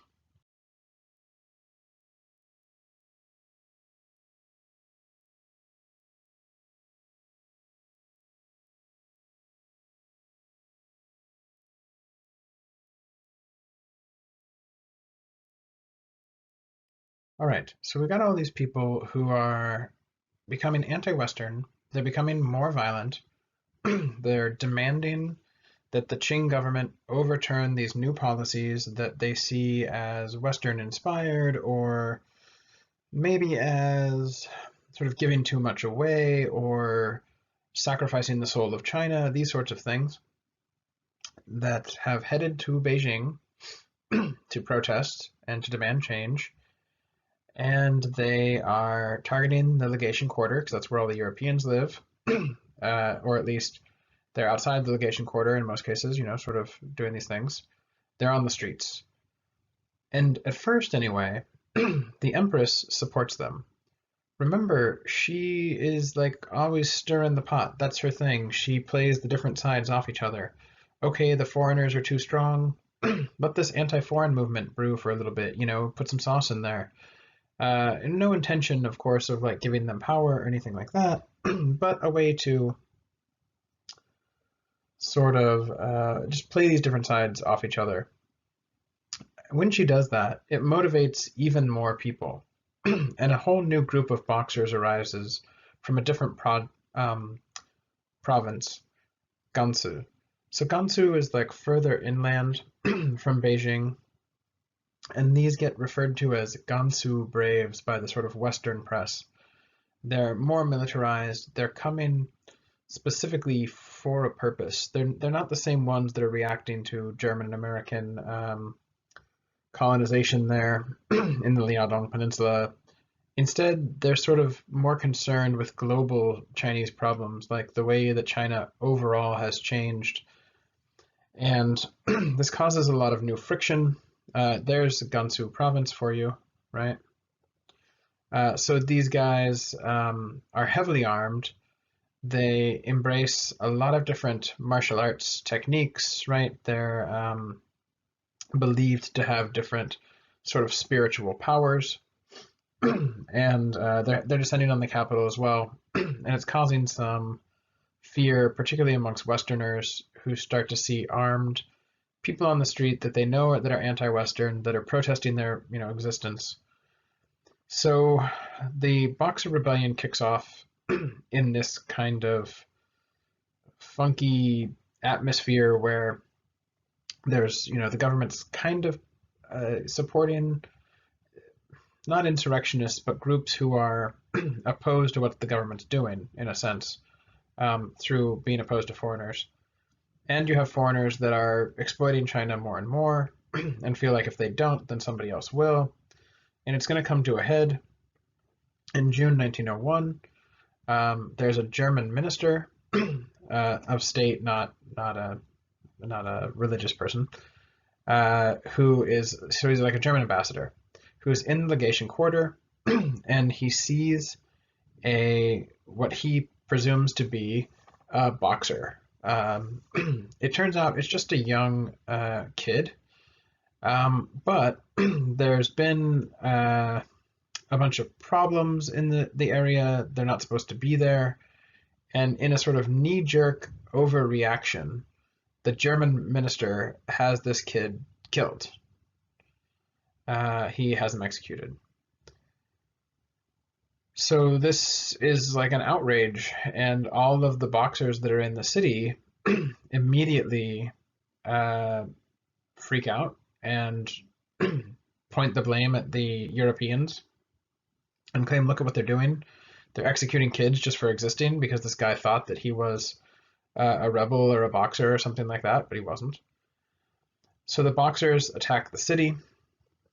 There, by the way, is that German minister, right, who causes some of this trouble.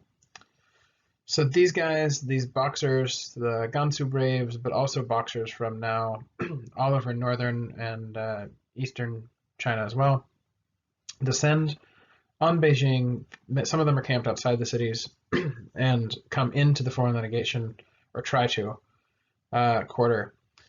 So it's on. These people that are there sort of violently protesting the government are now going to turn that violence openly towards Westerners. But there's a mixed reaction from the government. So far, the Empress has been defending these boxers as sort of exercising, national spirit and Chineseness and, promoting these sort of anti-Western ideas. But now it's in open combat. And it's more unclear what she should do. So this trickles down. Whenever you have problems in the chain of command, it always sort of trickles down to individual soldiers. So the Qing has a military, they have police, they have guards, but what they're told to do varies. So the Qing troops' response is not very clear-cut. Some Qing forces are going to protect the Westerners. Some are going to try to protect the boxers. Some are going to join the boxers. Some are going to try to protect just the Forbidden City. So the Qing army and police forces don't really do exactly what they're supposed to do. In the heat of all this, a few hundred foreigners pack into the foreign legation quarters and seal it. So they're trapped inside buildings, inside this foreign legation district, including some famous Americans that you'll see later. Anyway, so there's a few hundred people trapped in here. The boxers are trying to break in, trying to kill them, essentially, right, in retribution for these Europeans killing one of their own. The city starts to burn. There's violence everywhere. Chinese versus Chinese, Chinese versus Western. Things are falling apart really quickly. The Empress is going to formally sort of say, okay, this is it, go for it. We're going to get rid of these Westerners. I've finally got popular support and peasant support. We can channel this, the whole country, into like expelling these Westerners. But she didn't really anticipate the strength of the Western response. So she's going to change her mind. After sort of allowing this to go on for a minute, she's going to, in the end, side with Western governments and say this is a rebellion, and she's going to help put it down.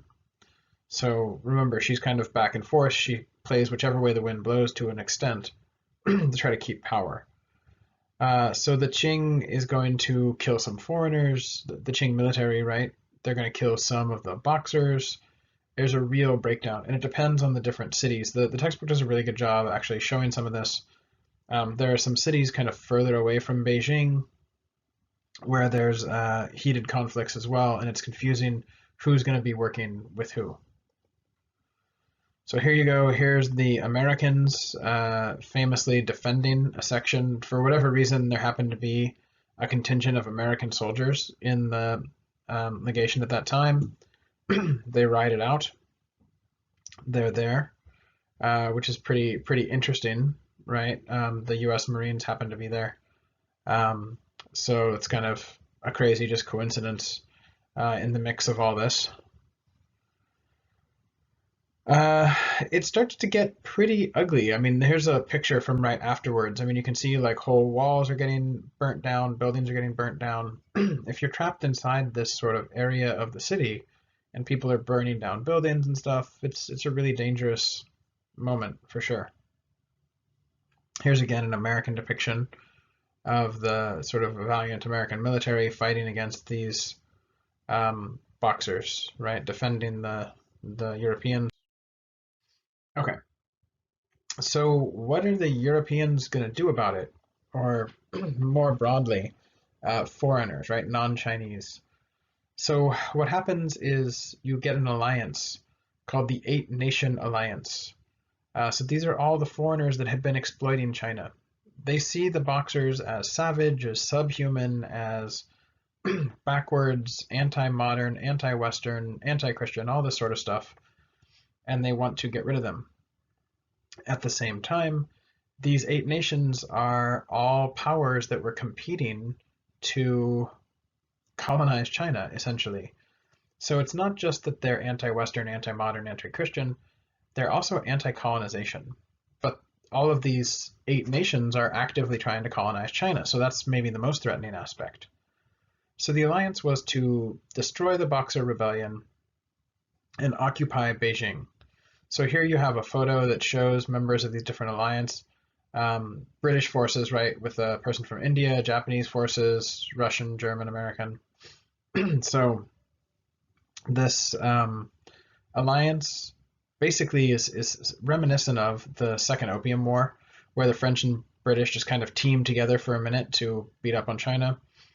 Now it's going to be the US, Russia, Germany, Britain, France, the Dutch, the Japanese, right? So it's like a bunch of people teaming up to beat up on China, in part to put down the Boxer Rebellion, but in part to really send a strong message to the Chinese government that these people were going to continue to enforce their rights in China as they saw them, according to those unequal treaties, and continue to exploit the Chinese state, and that there was nothing they could do about it.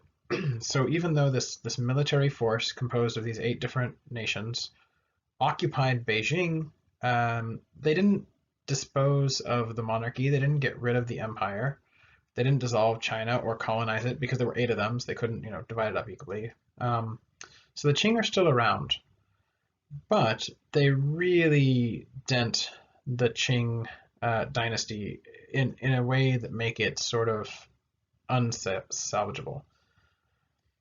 These 8 nation members engage in state-sponsored direct campaigns of looting, rape, execution, torture, to try to put a stop to the Boxer Rebellion, but also crush just any sort of anti-imperial or anti-colonial sentiment in China broadly. Many of them were Japanese soldiers who were doing this, who had been in the Sino-Japanese War. So these people already had experience fighting in China, right? And were excited to do so some more. Maybe they missed out on the Sino-Japanese War, and it's only a couple of years later, right? So the Japanese, again, and get involved in some very nasty stuff here. But it's not just them. It's all kinds of people. The Boxers When the Eight-Nation Alliance starts to head to Beijing and is openly in warfare with the Boxers turn on all the different sort of foreigners and foreigner groups across the country, particularly all over northern China. So a lot of Boxers attack churches, missionaries, places where Europeans are known to be, and torture and kill them as sort of retribution for what's coming from these Eight-Nation soldiers who are clearly coming to kill them. So there's this just chaotic period during this sort of Boxer rebellion, the actual war itself. So here's the path. The Eight-Nation Alliance comes in. So you can see them coming up through those two peninsulas we looked at earlier into Taijian and then up to Beijing. But you can see that the conflict has spread well beyond Beijing. Those purple arrows out are different directions the forces are going, trying to repress the Boxer rebellion. It's sort of a big section of northern China they're trying to pacify. And it was a mixed bag. In most cases, the Eight-Nation Alliance forces very quickly were able to dispose of Boxers when they could find them, openly executing them often with very little evidence. But they also didn't really know who to be fighting exactly. Remember, the Boxers had been sponsored by the Empress for at least a little while. So were they fighting the government? Were they fighting the Chinese people? Were they fighting like this terrorist organization amongst the Chinese? It was really complex and not always welcome back at home. So here's a depiction of the fall of, it says Qing Castle, but probably the Forbidden City, right? So these sorts of things go home. So in the United States, in Britain, in Germany, people are reading about this, and they see images like this that they're used to that are, soldiers fighting soldiers, but that's not exactly what's happening during the Boxer Rebellion. It's much more irregulars fighting these soldiers from the Eight-Nation Alliance. So this is from a U.S. Newspaper. People saw this ambiguously. So here you have Uncle Sam, life, liberty, and the pursuit of, treaty rights or whatever, coming to point a gun at these Boxers. These Boxers are depicted as like murderous, barbarians, as you can see. So that's a fairly pro-U.S. Depiction. But they're not all that way. So we're going to see some, I'll show you in a second, I think I got some in here, that show a more sort of people back in the United States and in Europe realizing that these forces are engaging in some pretty ugly activity and kind of commenting on that.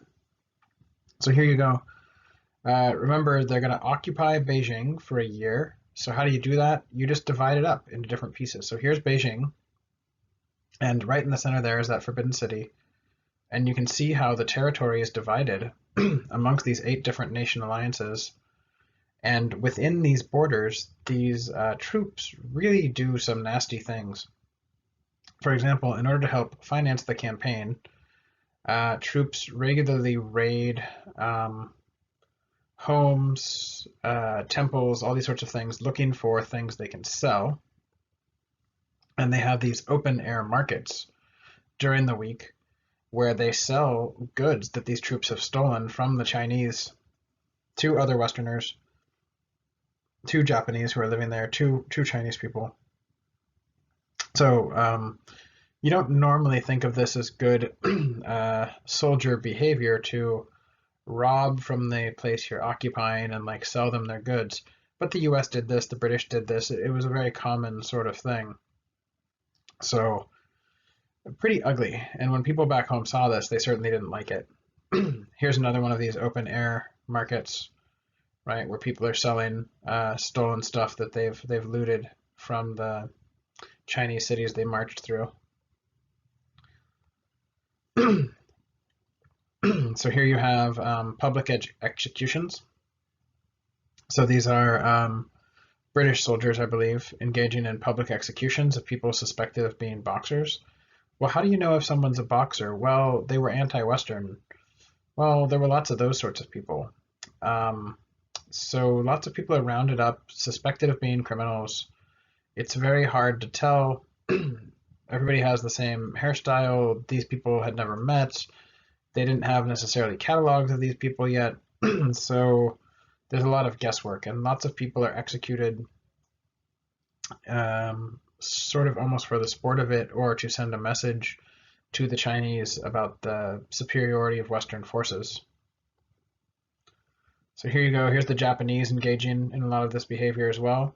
Not the British were doing it too. The U.S. was doing it too. But these images start to circulate back home, and cause problems. Here's some boxers being tortured. So here's a good depiction of one of those critiques. Who's the real barbarian, right?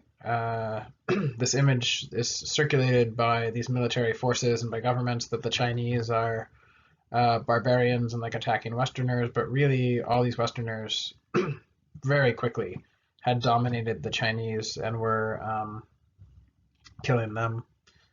So within the year, things have started to settle down, and the so-called Boxer Protocol was signed between the Qing government and this 8-nation alliance.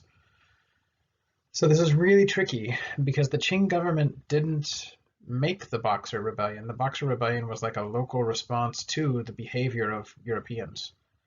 But nevertheless, the Qing government had to give up even more and be humiliated even further by signing this protocol, the banner of which was the Qing government had to pay an incredible amount of money to the 8-nation alliance, 18,000 tons of silver, which would be $61 billion today, over 30 years. So just a huge amount of money was demanded by these 8 nations for reparations for the damage Boxers had done to them, for the people that were killed, etc. So this continues that line of sort of national humiliation the Chinese have been meeting ever since engaging more and more with these southern barbarians, right? There you go. There's some of that critique again. Here's a depiction from the Western perspective of the ending of the war and the Europeans coming to save other Europeans, right? Here's the signatures of the protocol. So you can see it's lots of Westerners dressed in suits, again, and then a Chinese delegation right there in response. So by the end of the Boxer Rebellion and by the start of the 20th century, a very new East Asia has taken shape. The full weight of modernity or westernization or industrialization or whatever we want to call it has crashed on East Asia, with differing results in both Japan and China, setting the stage for the events of the early 20th century. Let's take a look just a little bit at the sort of major transformations that occurred right in this time that are going to have really big implications moving forward. So the first major sort of change is that theoretically there would be no more direct colonization in China. So as these 8-nation alliances, the 8-nation alliance formed and destroyed the Boxers and occupied Beijing, there was a sort of consensus that China shouldn't be colonized at all, and that if every nation just sort of scrambled for China in the same way they had for Africa 20 years earlier, that it would cause a whole mess, and that there would be overlapping claims and rivalries, and Russia and Germany and the United States and Japan and Britain would all be in trouble because they would try to carve up China and run into each other, and it would lead to more destruction than it was worth. So actually, a newcomer to the sort of overseas imperialist game, the United States, came up with a sweet idea. In 1899, the US government crafts what comes to be called the open door policy. And so the idea of the United States was, look, we all want to colonize China. We all want the money it has. We all want the opportunities, the labor, the resources. But if we actually colonize it, it's going to backfire on us. Instead, China should have an open door to foreigners like us, and all European and American powers should be able to engage in China equally. You'll notice in this little cartoon, the people left out here, or that you can't see very well, is Japan, because the Japanese were seen obviously as inferior in the European and the American mindset in terms of colonization. So the United States' basic pitch is, hey everybody, let's all exploit China equally. Instead of having colonial rights and marked territory that then we have to define and defend, we can all assume that China is sort of colonized by all of us, or colonized by none of us, if you will. It's the same thing. We can all exploit it equally. And begrudgingly, all of the other 8 Nation Alliance powers agreed. So the US sort of sets the stage for a China that, although not directly occupied, is not a sovereign state, is beholden to American, European, and Japanese power, and is sort of equally being exploited by all of these different nation states. However, Russia and Japan are going to continue to colonize China. They're just going to try to come up with some sneaky ways to do it. So here you go. Here's Uncle Sam holding back all of those European powers, right, so that they can all get a piece of China rather than someone just taking it. So the Japanese are going to continue, as we're going to see. I mean, they already have a colony in Taiwan. They're not giving that back. But we're going to see that one way the Japanese are going to go about this is by colonizing Korea, which isn't, explicitly part of this deal. The Russians are going to continue to advance from the north, right, in places like Mukden and Harbin and down to Port Arthur and this sort of thing. These places are supposed to be Chinese, kind of, but Russia's also controlling them. So even though there's this open policy agreement and no colonization in China, foreign powers are still completely there. They are literally directly colonizing, but they're also just engaging in imperial activity in terms of the market and population and political power. So China's really been dissected, and the end of colonization in China, to an extent, actually means more of the problems that came from colonization for China, less independence in a sense.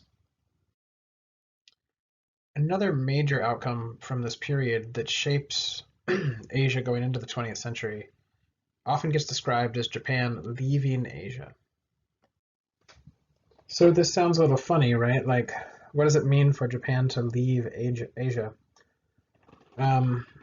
This is sort of a Western historical term. Some Japanese did use it. Fukuzawa, when you read, says some things like this.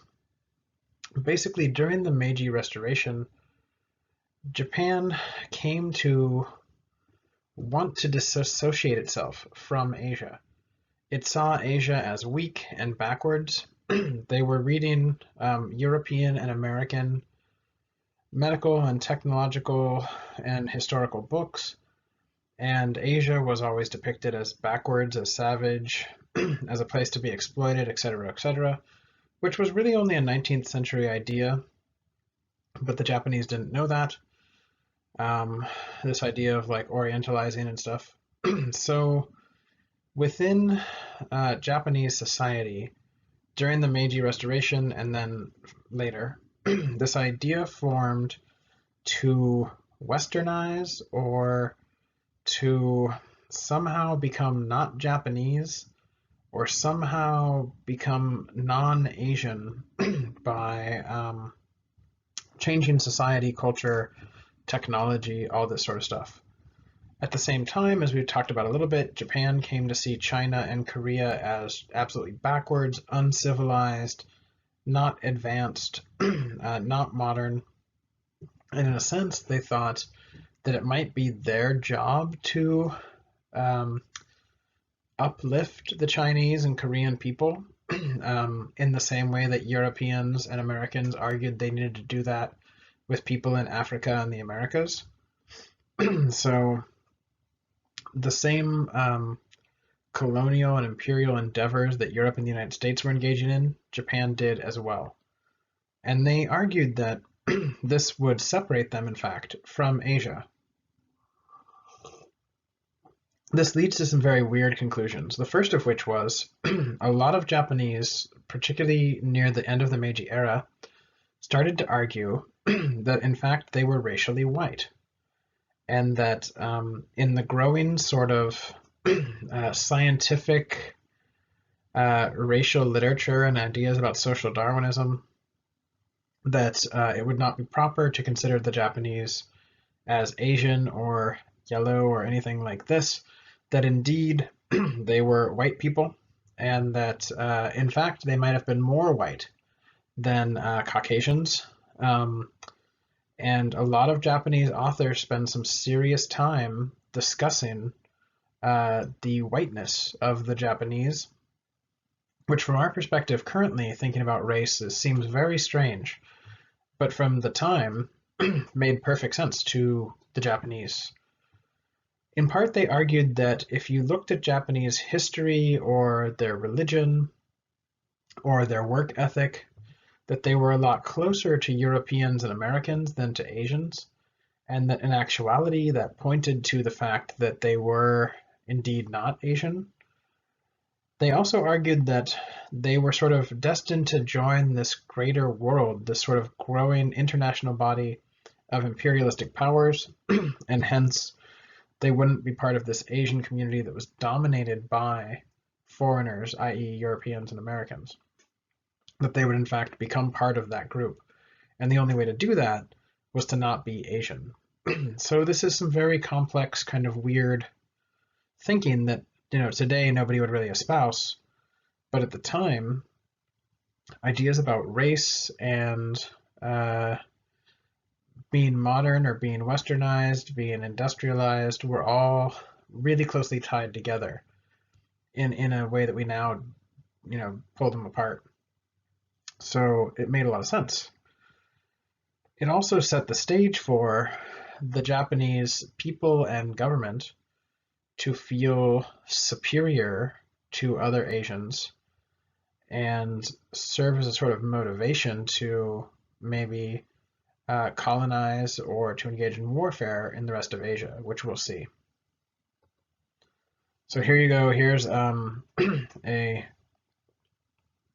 sort of Japanese depiction of the world. So most people in Asia don't use the term Asia, right? Asia was a strange sort of creation by Europeans to describe things they didn't understand to their east. Instead, the Japanese have a whole different sort of way of categorizing the world that develops during this time. So the Seiyo is like European and American areas.